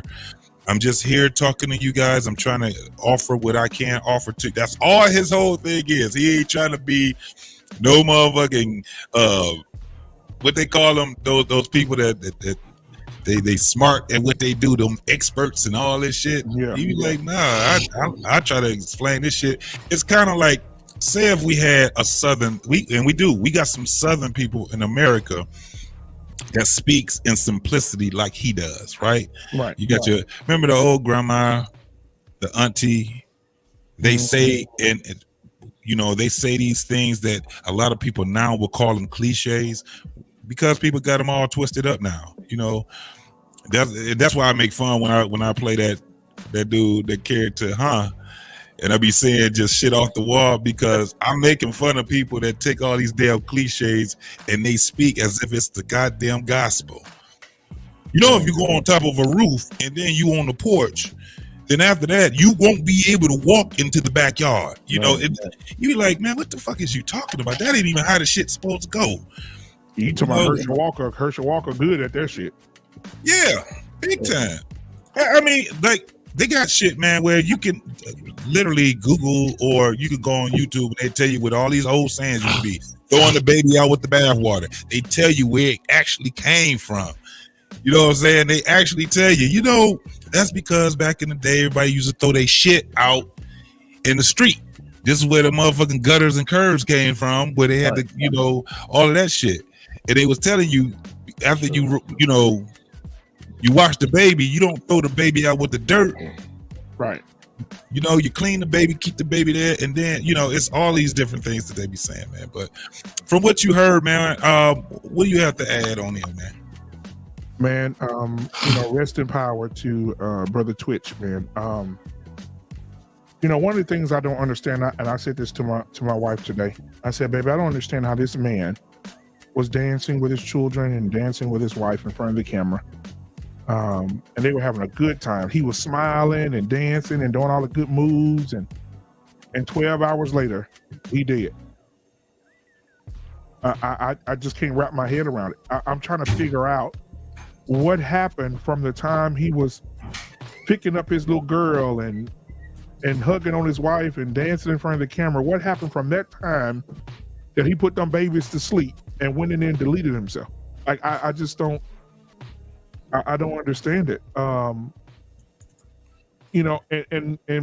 I told my, we had a conversation, and I was telling her, I said, baby, listen, I think that maybe something financially happened to him, maybe, or maybe it's something marital. Because we know Jason David Frank, the guy that played the Green Ranger and the White Ranger, we know why he deleted himself. His wife had him served at Comic-Con. Ain't that some shit? Divorce papers, and right after Comic-Con he took his life. So we know that happened to him, but it'll come out. I'm thinking nothing can make a man just all of a sudden do that would have so much going for him. This man was making up to $30,000 to $50,000 a weekend just DJing, at big events and big events. That reminds me of what Sheree was saying earlier, that dude clearly had a public face and he wasn't even comfortable enough at home to show his real face to his own family. Yep. So he was just, again, no one to talk to, because his face was so developed, he couldn't even take off that public image in the home, bro. Right. And what does that say, though? Like, does that say he can't talk to his wife? Like, does it go back to what I said about vulnerability? He can't talk to anybody. Right. He can't talk to anybody. Yeah, that vulnerability. You can't trust anybody with it. And then so you can't trust anybody with it, so you can't put up with nothing, and you just take yourself out. Like, I don't know, JT, man. It's heartbreaking, bro. Even like Robin Williams, you made millions of people laugh for 50 years, bro. And all of a sudden you go in your closet one day, get a belt, hang yourself. That came from Robert Williams really wanted the women that he married to love him, and they didn't. They didn't. They devoured that man. Right. You got to remember this guy, Robert Williams, and he's always been vocal about suffering from depression, schizophrenia, bipolar, and it was something else that he also suffered from. That's why when you see him, and he had ADHD or ADD, that's why when you seen him, he was always, if you seen him in an interview, he's always doing something. He's always, and the funniest thing about Robert Williams was that when he's not on stage and the camera's not on him, he's the quietest man in the world. Very, very quiet. And he's also have y'all guys ever seen, he did a movie, the RV? Yeah. Dark comedy. That was you be like, funny as hell, bro. It was funny to the motherfucker, but it was dark as shit. It was. Because think about what he had to do. He had kids that it was all about his value, what it was that he can produce for them. And when he could not produce for him, the wife didn't want to be with him and the kids didn't want to be around his ass. He had a boss that didn't care nothing about his ass. It was to a point where you laughed, but you understood, and you were like, why would he have done a comedy like that? Like, if anybody, I employ anybody have never seen it, go watch it. You will see what I'm talking about. It's very dark comedy. It was funny as shit. Yeah. But at the same time, you like, this wasn't too far away from his life. Right. And so I'm just putting in the back chat. Pull that up real quick. This is what got me. I'm like, damn. Like, bro. I'll share the screen at the bottom. Okay. Oh, you got, okay. Yeah. So this is what got me, bro. Listen to this shit. Tommy, by the time you see this, I'll be dead. They say that love is pure and generous. It's not. It's small and selfish for your happiness. Whatever swanning around you want to do, you have my love and my blessing. I'm sorry this only came clear to me now that I'm dying, but the only people who don't look back with regret are idiots and psychopaths. And I got a lifetime of regrets. Why? I mean, what kind of God? What kind of world? It's a stinking con game. You grew up being told, wait for the sweets and the roses. Then they hit you with a pickaxe in the ear. Grief. They say you passed through it. Bullshit! They say don't get angry. Oh, let it go. It's killing you. I say, fuck that! Anger's the only thing they left me. Anger's my refuge. It's my shield. Anger is my birthright! Yeah! Bro. Did you see the picture that when he hung himself? No. They have a picture where he hung himself. You know he hung himself on a doorknob. Yep. It wasn't like he clammed up on something. It was a doorknob that he hung himself, and he closed the door so they couldn't get in. Yep. And you know that's how most people would do it. He had that same shirt on. You go, you could pull it up. I don't know if they still have it. They probably scoured the. But he had that same color shirt on. Man, he hung himself with a belt. I just want to say this, bro, to everybody, man. I'm telling you right now, if one of y'all did that, bro, or something happened to one of y'all, man, I probably wouldn't even come back on YouTube, bro. Like, real talk, like, I would be fuck with you. I'll be fucking devastated, boy. Like, for real. Like, when Mandrell, like, the night that I turned my camera off, you go back and watch it. When Mandrell had me emotional as fuck one night, bro. So what now? I said, you had me emotional as fuck one night, bro. Like, for real. Like, all jokes aside. Like that night you was to my man, I was about to delete myself and nobody knew, and I was just gonna do it. And I'm like, what the fuck? What? Yeah, nobody knew. Dude, I was so hurt when you said that. I just felt hurt I was like, man, let me turn my camera off. I was fucked up over that shit for a minute. Like I really was, bro. Yeah, I was about to check out of here, man. Man, that shit there, bro. Like that shit fucked me up. I turned my. I done never told you that. I'm telling you now. That shit fucked with me for about a week. I ain't gonna lie to you. Yeah, well, I'm sorry to make you feel that way, but you know, cause I did. That's a good story. Right, because after you said that, I started worrying about you. I was like, damn, man. I said, I wonder what Mandrell doing. Like it go through your head, like, okay, is he good today? You know, let me call him. Hey, Mandre, you good? Oh, yeah, I'm good. I'm just sleepy. I said, okay, you good? Like, I just want to make sure you good, man. God, Well, that's why you started calling so much. Hell yeah. I was like, Mandre, you good, bro? Shit, man. That shit, man. I was just worried. Phone rings. I'm like, what does he want? It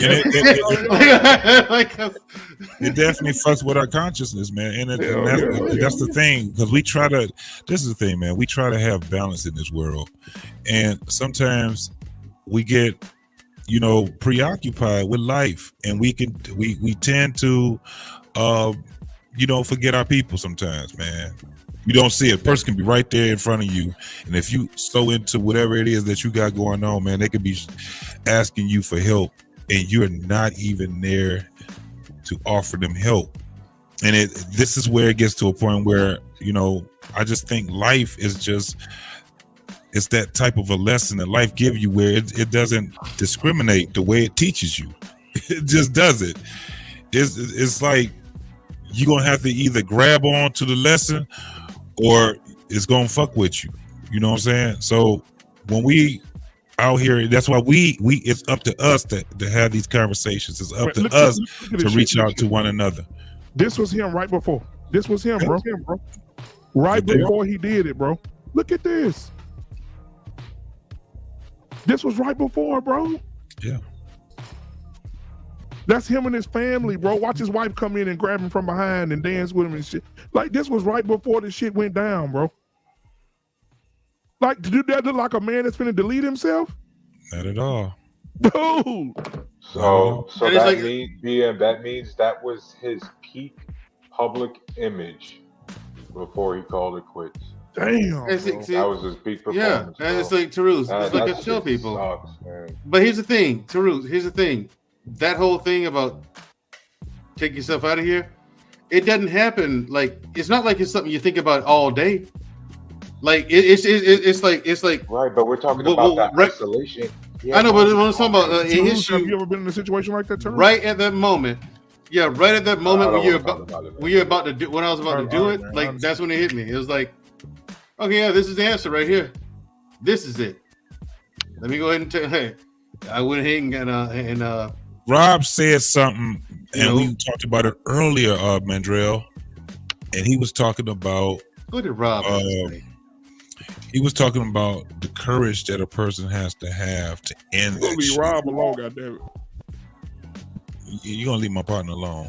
But Rob was talking about that, and I think we talked about it in another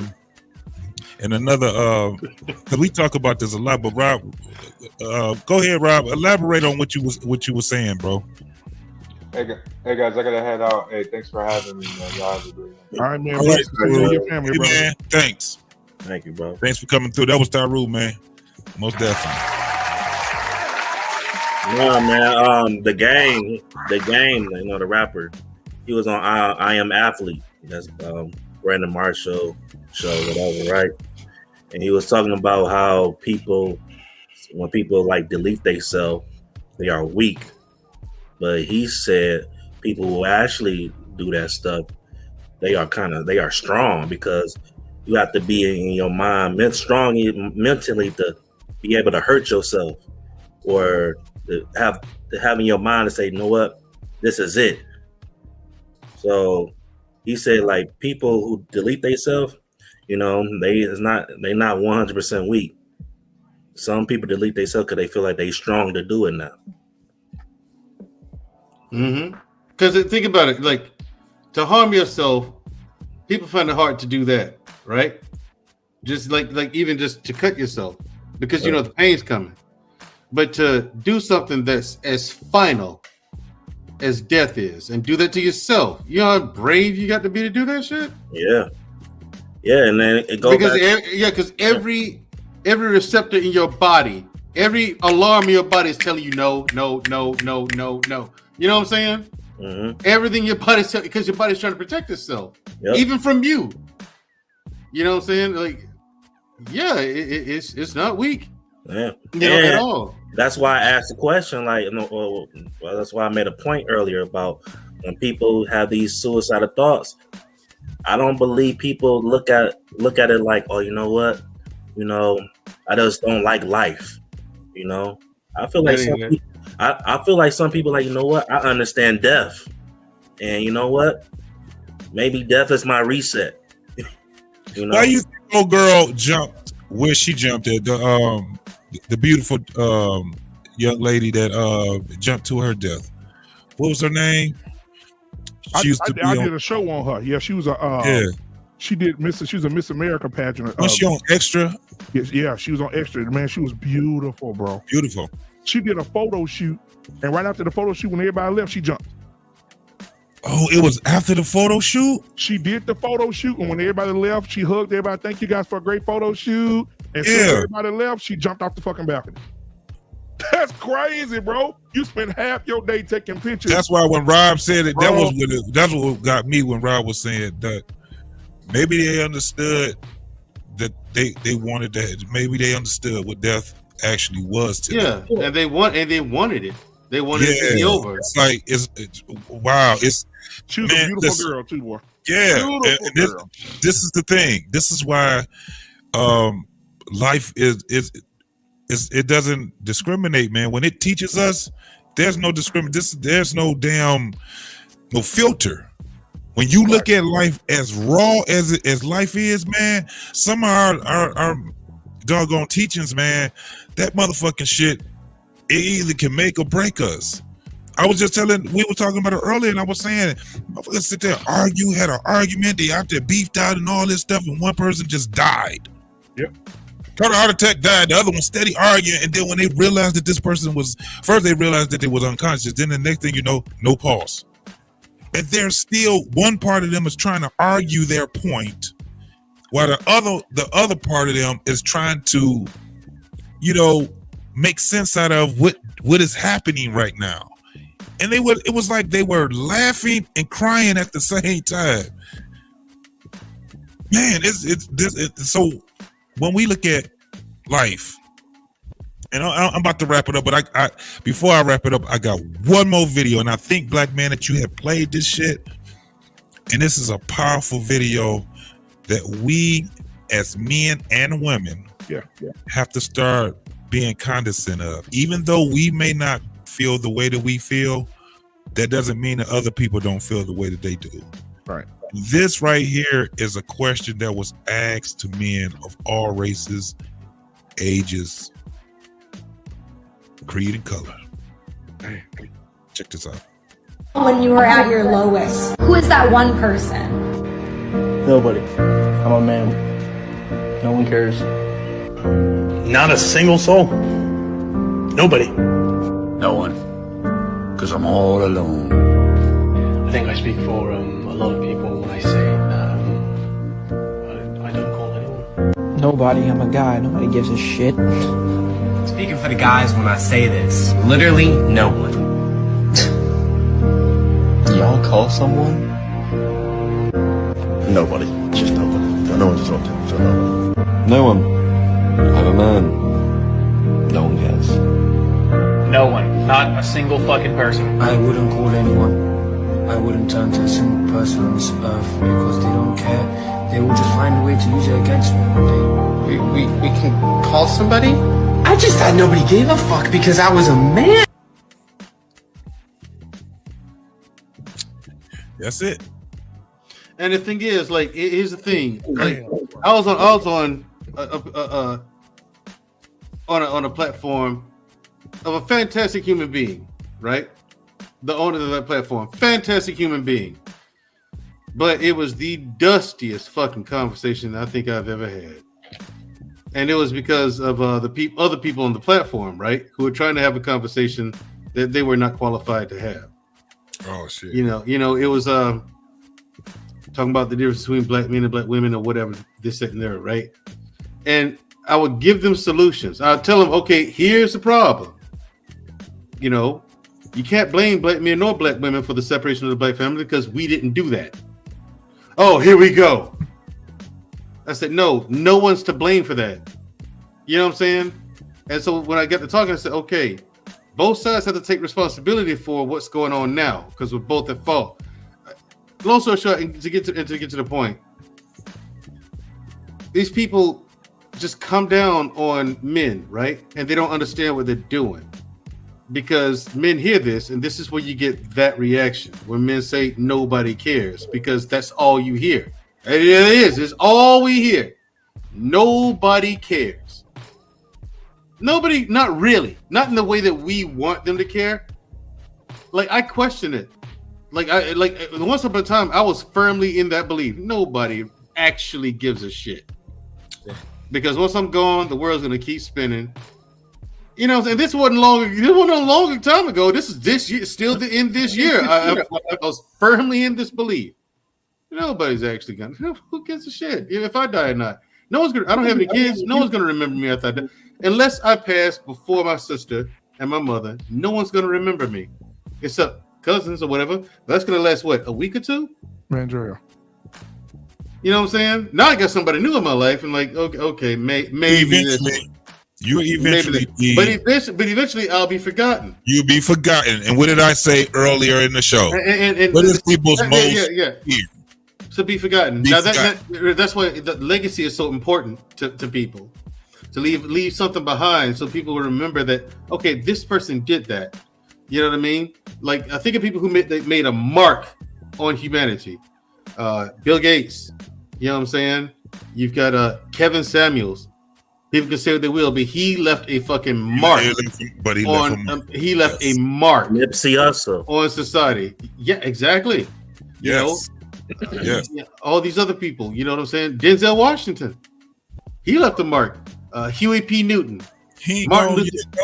You know what I'm saying? Malcolm X. Martin Luther King. These are men who left marks. Yeah, they'll be remembered for time immemorial. And so will Kevin Samuels to a large degree, you know, because as long as that his YouTube channel exists, men will get the help that they need, because a lot of men need his knowledge and his advice and his wisdom. Yeah. So as long as it exists, yeah, he'll be remembered. But yeah, and that's the time when I think that you actually you're fully dead, is when the last person who knew you forgets you. You know, so that's the thing with me with death. I mean, with final death, that's because you're dead and you don't know what's going on here, you know. But when you finally dead is when your name is dead. So, yeah, I'm sitting up here reading it right now. My lady tells me I'm very ambitious. I'm too ambitious. You know what I'm saying? And it's like, yeah, but I got to leave something behind. 44 with no children, so I mean, I gotta hit humanity in the face as hard as I can. So I'm sitting here right now, man, and they say this man, after that video with his kids, bro, he told his wife he was going to the store, and he went to rented a hotel room, folded his clothes neatly, and shot himself in the head. He exited I without want somebody to explain to me how you walk past them beautiful babies. Just them babies are just so your kids. Black man, it ain't about the babies. Black man, it ain't about the babies. And see, a lot of people don't understand this because a lot of people hadn't really been through. They ain't been a hair trigger away from this same thing.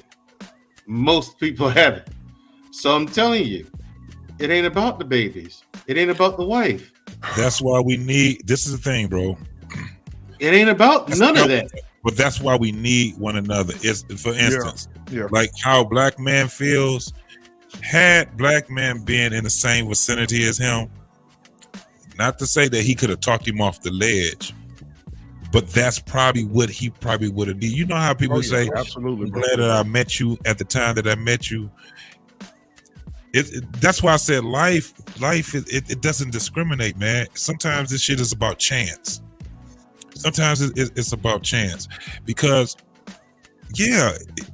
he was thinking about the pain, whatever pain it was that caused him to abruptly end and conclude this precious thing called life and time. Man. Damn. And this is the craziest part. It'll never be, unless he talked to his wife, unless he talked to someone else.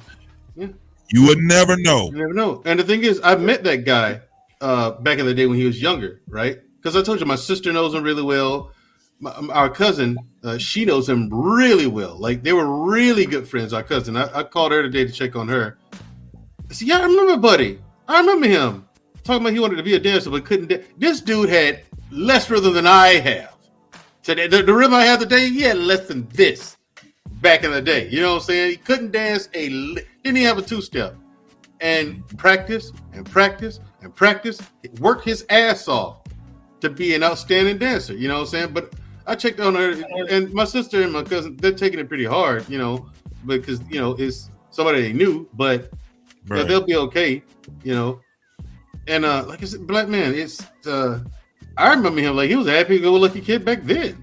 Like, and everyone who knows him, he was happiest person, happy, you know, this, that, and the third. And when you feel, and I've had this experience before, but and I'm not saying his marriage is like this, but if you're in a situation where you feel single and alone in a relationship, let alone a marriage, dude, you got nothing and nobody. If you would, let me ask y'all this, right? What are two things you think we don't remember? We will not remember. When it comes to somebody dying? Oh, just in life. Just think of something. When you're born, you don't remember, and you definitely ain't gonna remember death. But you know what you will continue to experience? Life. You might not know what life. Yeah, as long as you're here. Yeah. No, shit like this, like when I actually think about people who's really suicidal, I just want to just think the mind, like get in their brains just a little bit. Because you just can't tell me just one thing. I really think it's not one thing. It's something that's thinking this way, bro. You know what? I want to reset. Whatever I transfer at, I don't know. I might be a goddamn dog next. I don't know. And he might have and people might, the reset you're talking about, it might be like, listen, there might be something after this, it might not be, but I'll take my chances. And they do it. They do. You know what I'm saying? It's a role of, so for some people, like I said, black man, it ain't about the kids, it ain't about the wife when people do this. It ain't about nobody else except that person, you know, and versus that person. That's what it is, you know, and for some people, it's a roll of the dice. You know what? I want to reset. I'll take my chances. It's a form of imbalance. It's definitely a form of imbalance. Now, the argument can be made that that's the most balanced decision that person ever made. That the people who do this, JT, because I'm telling you, you're convinced that this is probably the most balanced and well thought out, best decision I can make.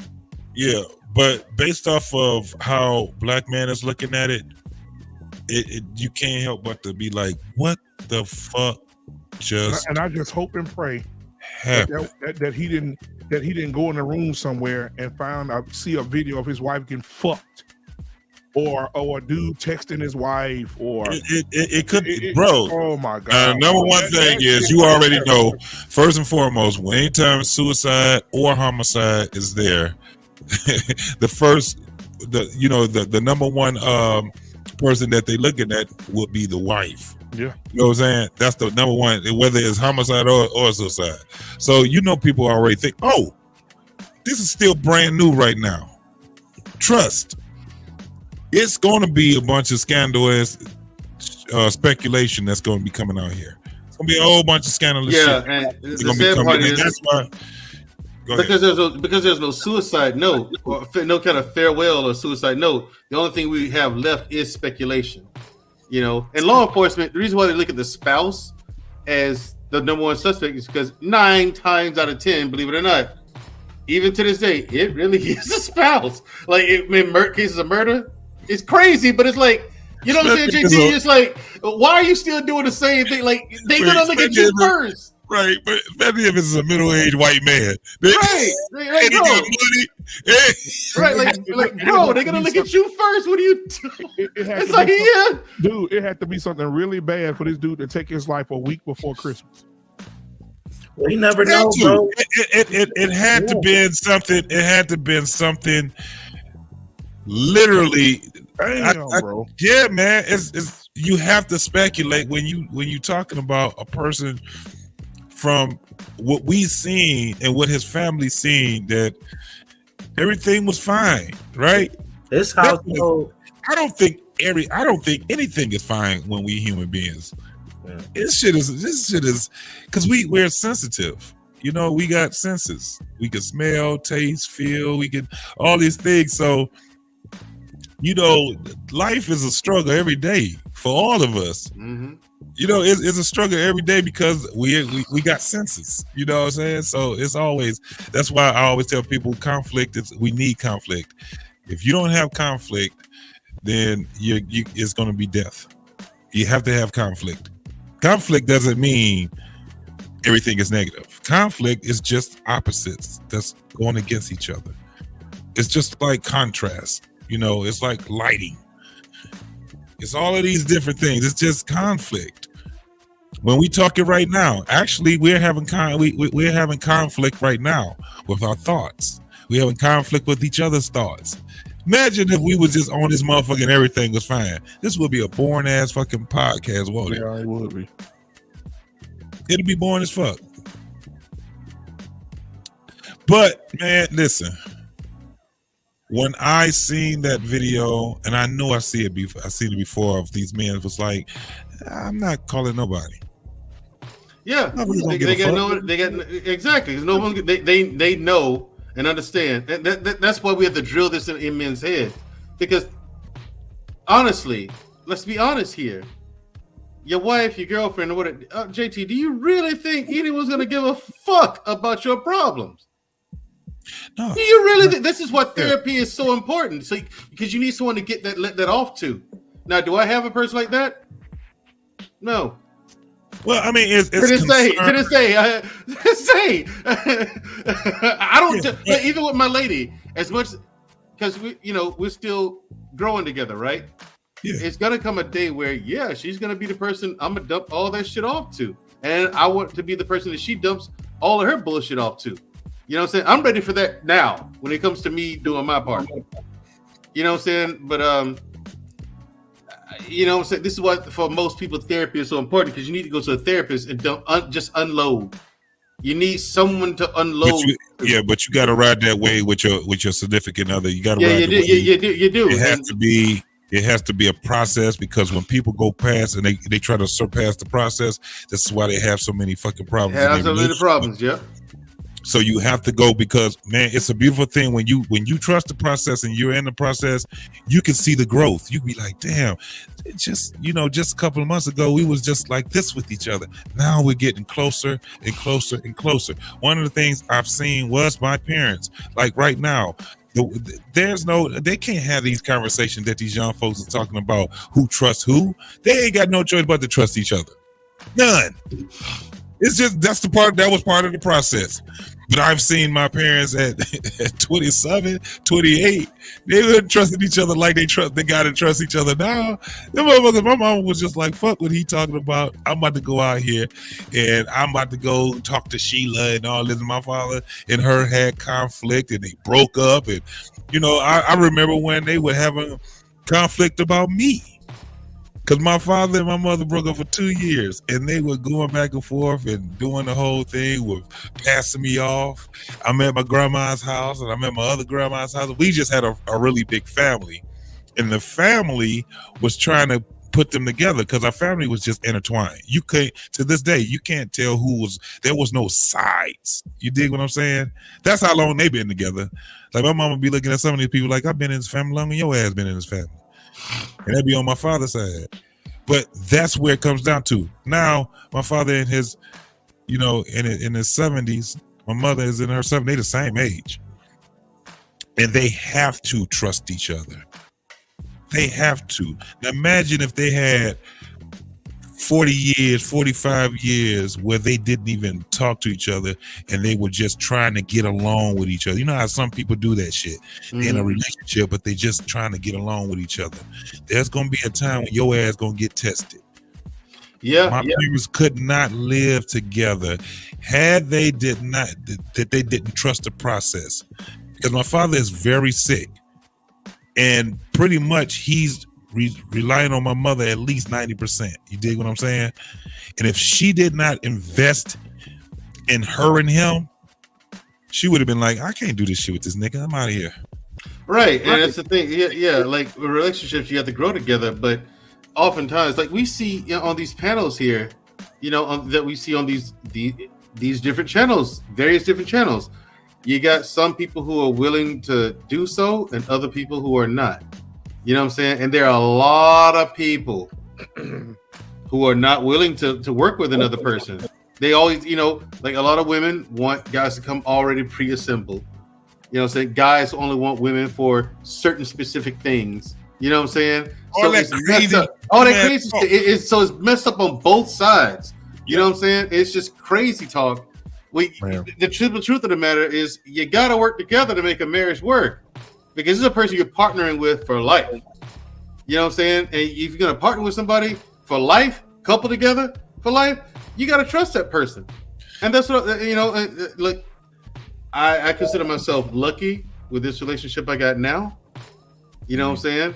Because I'm telling you, before I met her, I had written it off. I just accepted the fact that that's just not in the cards for me. That ain't never going to happen.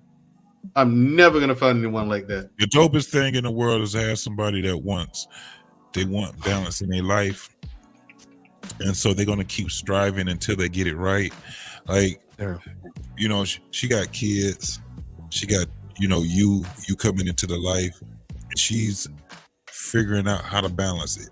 What compliments her is that you just doing your duty. When you do things just that you make sure she's okay and she's making sure you okay and both of y'all making sure that the whole atmosphere is okay. This shit is like a fucking dance, man. But the purpose of it is, see, that's what makes it easier. You're like, well, shit, how about we doing this because it's going to be a time where we ain't going to have to deal with kids having football and all this shit. It's going to be just us. I've seen couples where they done got all the kids out the house. They done got, ain't nobody depending on them. The kids are all doing their own thing. They ain't depending on mom and daddy no more. Matter of fact, shit, mom and daddy could get some money from them. And if they didn't get their shit together when it came down to now that we got an empty nest, let's concentrate back on us. Guess what they end up doing? Splitting up. Because the cement, what Segaru was talking about, that cement that keeps everything together is the concept of family. Mm-hmm. After the kids should be grandkids, but you can't have grandkids that's going to be living swell if your kids was not taking on the things to grow them to be productive adults. That's why you have so much bullshit with these adults. Like all of this shit on this goddamn and YouTube and all this. This is a bunch of motherfuckers that they have no concept on what life is about. Right, they think life is about being rich, fucking hoes, fucking niggas, and all getting this a woman to do whatever you want, and to do whatever you say. And I told this to my lady once. I said, listen, if I could wave a magic wand and force you to, and make you do whatever I wanted you to do, I wouldn't do it because I don't want a robot. I don't need you to just do what I tell you to do. I need you to be you. I need you to tell me when I'm wrong. You know what I'm saying? I need you to see, like, if my blood's boiling and I'm about to go there, I need you to grab me by the arm. No, don't do it. I need you to pull me back. I need you to be you. You know what I'm saying? Yes. I need you to be you because I need, that's how you compliment one another, by being yourself and respecting one another. I'm telling you right now, man, one of the things when it comes down to being a man, the thing that can actually keep us balanced is the woman. Yes. When you get upset and mad, that's why you would see, I remember saying, and I've seen this, and I've seen this probably more in with white people, like white young folks, when they're getting ready to fight in a bar, right? And the woman, because now women, they be egging that shit on now. But I remember you see two guys getting ready to fight and you see the woman come between them, right? But what the woman would do is tell him to look me in my eyes. Hey, it's not worth it. and he'll look at her, and next thing you know, he's walking off. He's walking off with his girl. The other guy walking off with his girl. That shit is crazy. Nowadays, you won't see it. Why? Because they be like, fuck you. You know, it's crazy because they're acting more like a man than we are now. It used to be, the women are supposed to be the calm of us because we're the calm of them. When they all over the place and they don't know what to do, I try to do this and they get all irate. What will you do? Hey, it's going to be okay. And if she trusts that it's going to be okay, guess what she's going to do? She's going to calm the fuck down. You would like, you ain't got to worry about it. I got it. And then we're very calm. But we don't know that about the person we with until we actually have to go through certain things. It's just like, that's just what it is. We have to balance each other off. It's a beautiful thing. That's why, when we talk about the difference between women and men, that's why I like to make fun of it. Yeah.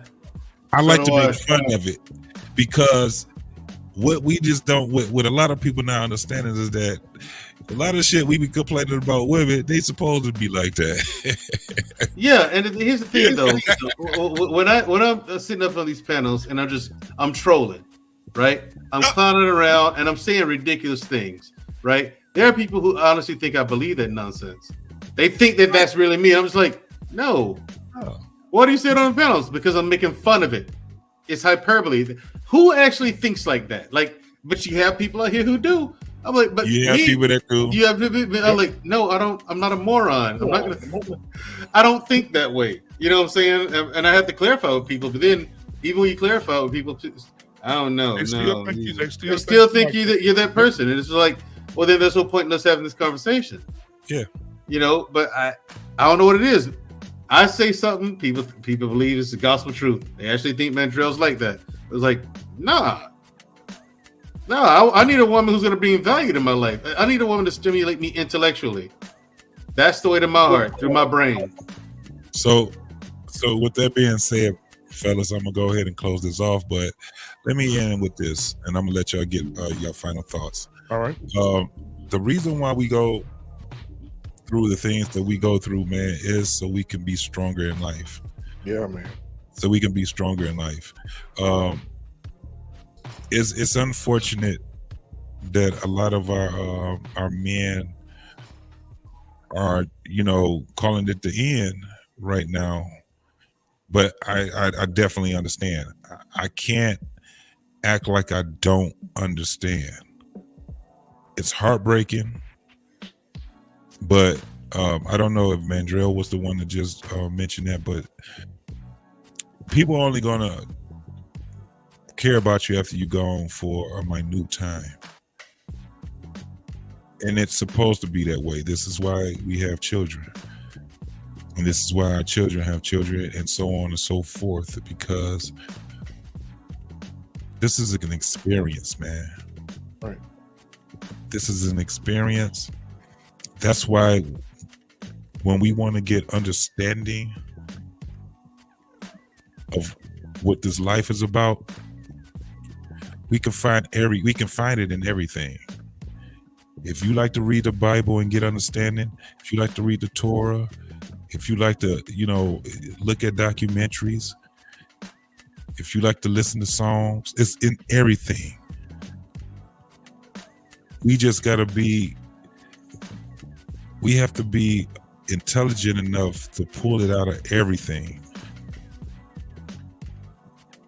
It all exists. It may not exist in the concept or the container that we put it in, but all this shit exists. Life is too fucking short for us to be pissed off and mad and upset. Right. What we have to do is figure out a way to enjoy this shit. Go on a goddamn trip. And if you can't afford to go on a trip, man, go to your local park. Go canoeing, kayaking, ride a bike, take a walk, and share that moment with somebody. Whether it's your best friend, your wife, cousin, kids, share it. Then after you share it, then you go back and get more concepts, because it just never ends. Nobody arrives when it comes down to learning what life is all about. It's just like marriage. You only drop the fuck out. You never graduate. It's always something else to learn. With that being said, well, what if it's a curriculum? I can graduate then, can I? No, you can't graduate from not related. Your ass stupid, boy. Nah, that's what's her name. If I could go first, because I'm gonna go in, I'm gonna go under the bed. Listen, but I seen Tia Mowry today. Just a sidebar here, and she taking pictures naked in the tub. Brother, she's been doing that for months before the divorce. Because I follow her on Instagram too. Right, and I told my wife then when they were married, I said that's not a wife. To be thirsty like man, Dre, imagine a lady you with right now, and you go online on Instagram while you out shopping, and you hear ding. You look down at your phone, and she in the tub naked or in the bed with the sheet hanging off her Listen, head. I'll tell you, my lady already knows. We will not have it. Right. I say we will not have it. Oh, shout out to the Black Panther. They do not call him friend. They do not call him Neymar.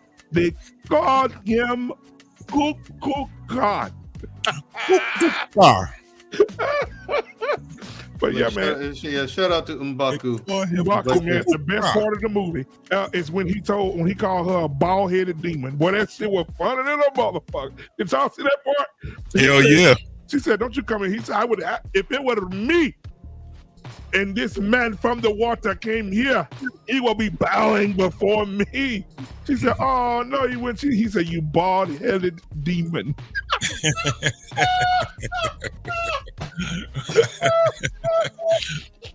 That's some funny shit.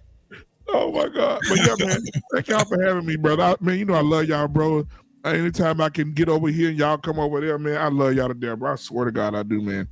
Most definitely, man. And we gotta stay looking out for each other, man. We gotta stay looking out for each other. Again, man, all jokes aside, when Mandrell told me that story about what happened to him and what was going through his head, man, I worried about him I was calling them back to back, man. I know we sit up here and climb, but man, I'm for real. That's my guy. I didn't want nothing to happen to him, Yeah. Same thing go for Rob. Same thing go for JT. Man, we can't get so low, man, that we get lowered. Oh, that's good. We can't get so low where we're getting lowered. And so I think that we should look out for each other, man. If I need y'all, I'm gonna be Rob. This is why I'm mentally right now, bro. I'm here. But that's all I got, man. I'm tired of us disappearing, man. And the show tomorrow is gonna be powerful, bro. On Barbershop Talk, man. The title is "Men Are Dying and Nobody Gives a Fuck." Who can men talk to? That's what we're gonna do tomorrow, bro. Okay. We gotta do it. We gotta do it, yeah, brother. But y'all, I don't know if y'all can tell this shit got me all fucked up, bro. I don't understand, bro. I really don't understand, bro. And you know what, Black man? I hope you never get the chance to. Damn, bro. I hope you never get the chance to understand. Because the moment you understand, you're in the lowest of the low places. Yeah, man. Like I'm thinking about them babies, bro. I love the kids. I'm thinking about them babies, man, gonna grow up and I get it. But I mean, what you understand what he was thinking. Yeah. He's probably thinking, like, if he's like me, he's thinking, what's the point? And this is 2023. He has signed so many deals to do so much shit. Yeah. Like he was, oh my God. I'm just sitting up here looking like, dude, you got a beautiful wife, beautiful family, beautiful home, great career. Everybody knows who you are, and you take yourself out. We don't know if you ever, but we don't know how that home was, though. But you're right, Rob. You're right. A lot of people, I said earlier, people will show you what they want to show you, bro. Yeah. And the thing is, house. Yeah. But he show his fans like, hey, shit, look at me and my wife dancing and all this other shit, Let me tell you something, bro. That's why we need each other, so we can show each other that you can still weather the storm. we need each other so we can show you. It's things, man, where I'm saying what I'm saying now, but I'm telling you, I'm only saying it because I know that things can be a little bit better, but that doesn't mean that I can't be going through something myself. The mind is a very powerful thing, man, and that shit can work against us. And in life, it's just at a point where there's no way you can get around not needing someone. Right. Why do you think that they make solitary a punishment? Yeah, because you know, like I had like again on that platform I was on, I said we're social creatures. You can't say that you don't need a man. You do. We need each other. Like, and I made that example. That's why when you go to jail, you put people in solitary. They're in there a month in solitary, and they start going crazy. They crack. They're talking to themselves. Yeah, we're all connected some type of way. You know what I'm saying? Yeah. We need human. Yeah, we need human interaction. We gotta have it. You remember? I had 2 days, bro. You remember the movie Castaway? Remember he was out there by himself? Yeah, he had a ball. Yeah, Wilson. Yeah, basketball. Wilson. Yeah, man. God damn, boy. And he jumped in the water and tried to save Wilson. But Wilson fell out in that ocean too, and he apologized when Wilson killed Wilson. I'm sorry. I was on a recon. I was in Bosnia on a recon mission, right? But I was the only person in my truck for 2 days. For 2 fucking days. I had the radio. There was no cell phone. There was none of that shit. Damn. I had the radio, and that shit was like, it needed D batteries, and I ran out of fucking D batteries on the last fucking day that I was there for 48 hours. It wasn't that I wasn't around, because I was around thousands of people, but I was in the truck by myself, and we stayed stationary in a field for 2 days. Right. I was so mad that other people had people in the truck with them, but they could talk to them and everything. And I was the only person in the utility truck for 2 days, and I didn't have anybody there so I could talk to. Do you know how delirious I ended up getting, man? At night, I couldn't sleep because there was no. It's like a cell, right? We don't have anything to bounce off of when you by yourself, and so. I'm hearing everybody else in their trucks talking and laughing and shit like that. And I'm in my truck by myself. And that was the most excruciating 2 days that I ever had to suffer. And I said, I never want to do it. And that was on Christmas Eve. Yep. I was destroyed on Christmas Eve. That shit cute for a minute. So you got to sit there and deal with yourself all day? All damn day. Nah. You know how much you can't get along with yourself? Right. Try that shit for 2 days. I remember one time. I even said out loud. I said, "Cell phone, just you." Yeah, just remember one time I said out loud. I said, "Fuck, I'm getting on my own nerves. I'm getting on my own goddamn nerves. Thinking about what I ain't got no business thinking about." And black man, it's real. You really are getting on your own nerves. You really are getting on your own nerves, man. It's the craziest shit ever.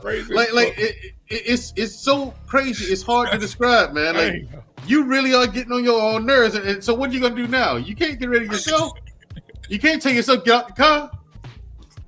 Go away. How? It's me. You know what I'm saying? And so even with that, you're saying all this out loud, trying to rationalize it. Yeah. I just want to go and get away from your ass. You speaking to yourself in the third person. That's fucked up. Hurricane. Yeah, and that's how you start having the movie Hurricane. Yeah. What was he doing? He was arguing with himself. Yeah. You gonna tell me, nigga, I'm the baddest motherfucker out here. Fuck you gonna tell? He was talking to himself. Nigga, you don't know what the fuck you don't know shit. You don't know. Denzel actually had to be in that mind frame. This is what we saying. So we need each other, bro. I don't give a fuck with no. They can talk all that shit if they want to. That's why I hate this fucking music. They talk about they don't need nothing. That's why I hate these goddamn panels when they sitting there talking about I don't need no woman, I don't need no man. I can't stand none of them motherfuckers. No, we need to have balance with this shit because they're teaching the ones that's coming up in ranks this bullshit. Yep. That's what the problem is. And next thing you know, I'm telling you, man, the world gonna look so different in the next 5 years, man. It's gonna be like musical families. When a song go off, you gonna be looking like, motherfucker, I'm without a motherfucking family. And it's just gonna be so much shit that's happening, and the only people that's gonna be able to weather the storm are the people that are connected with each other. Damn, they ain't got no toilet paper, they ain't got no bread in this motherfucker. Oh, when you got a whole family, see, that's why I liked being where it was the hood. Because motherfuckers improvised. They knew how to improvise.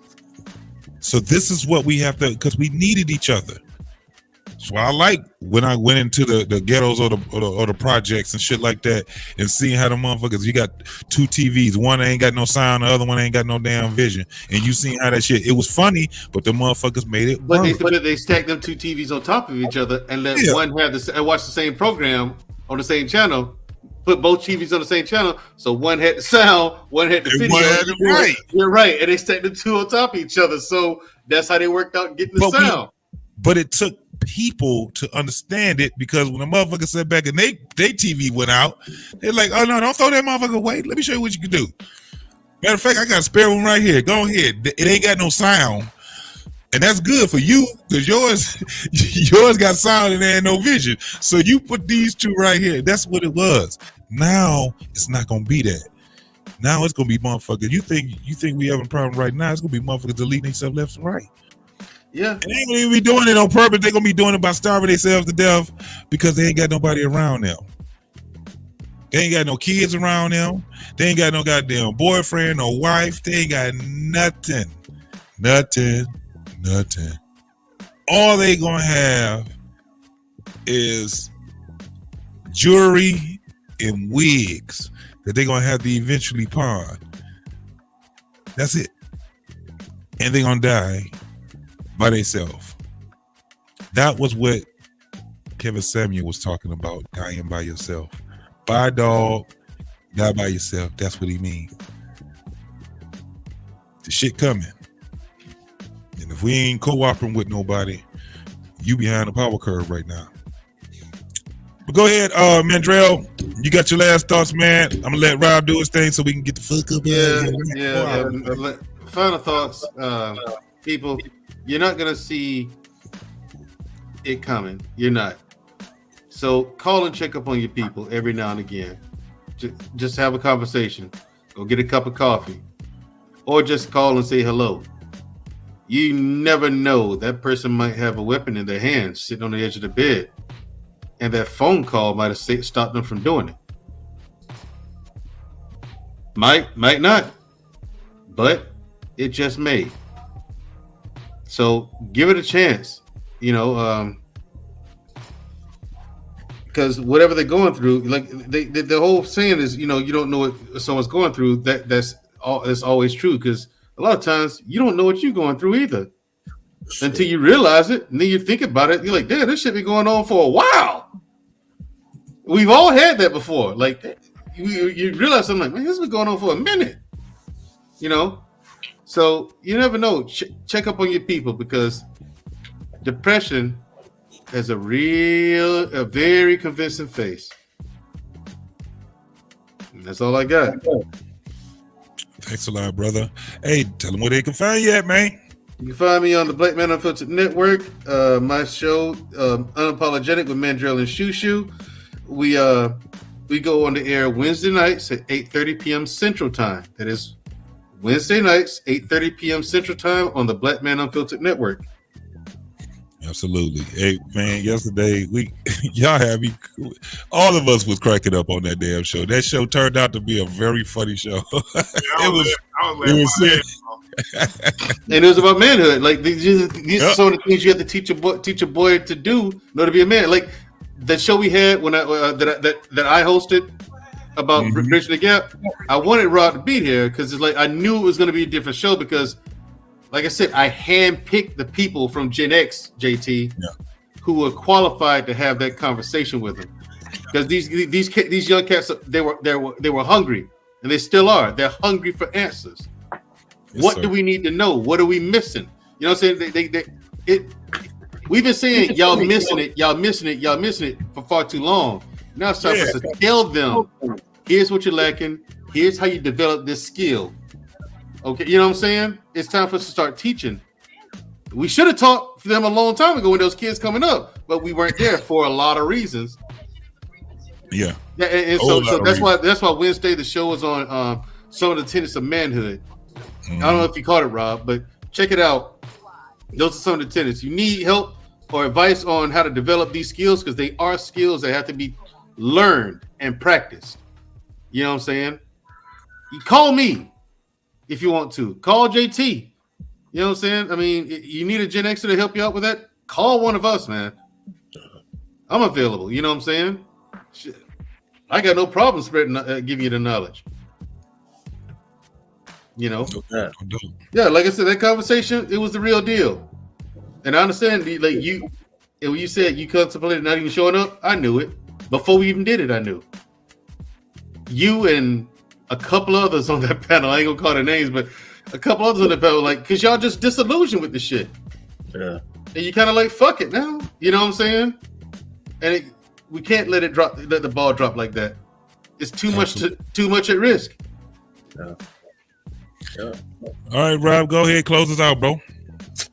Hey, man, it was a good show, man. Great conversation. I learned a lot for everybody to see everybody's point of views.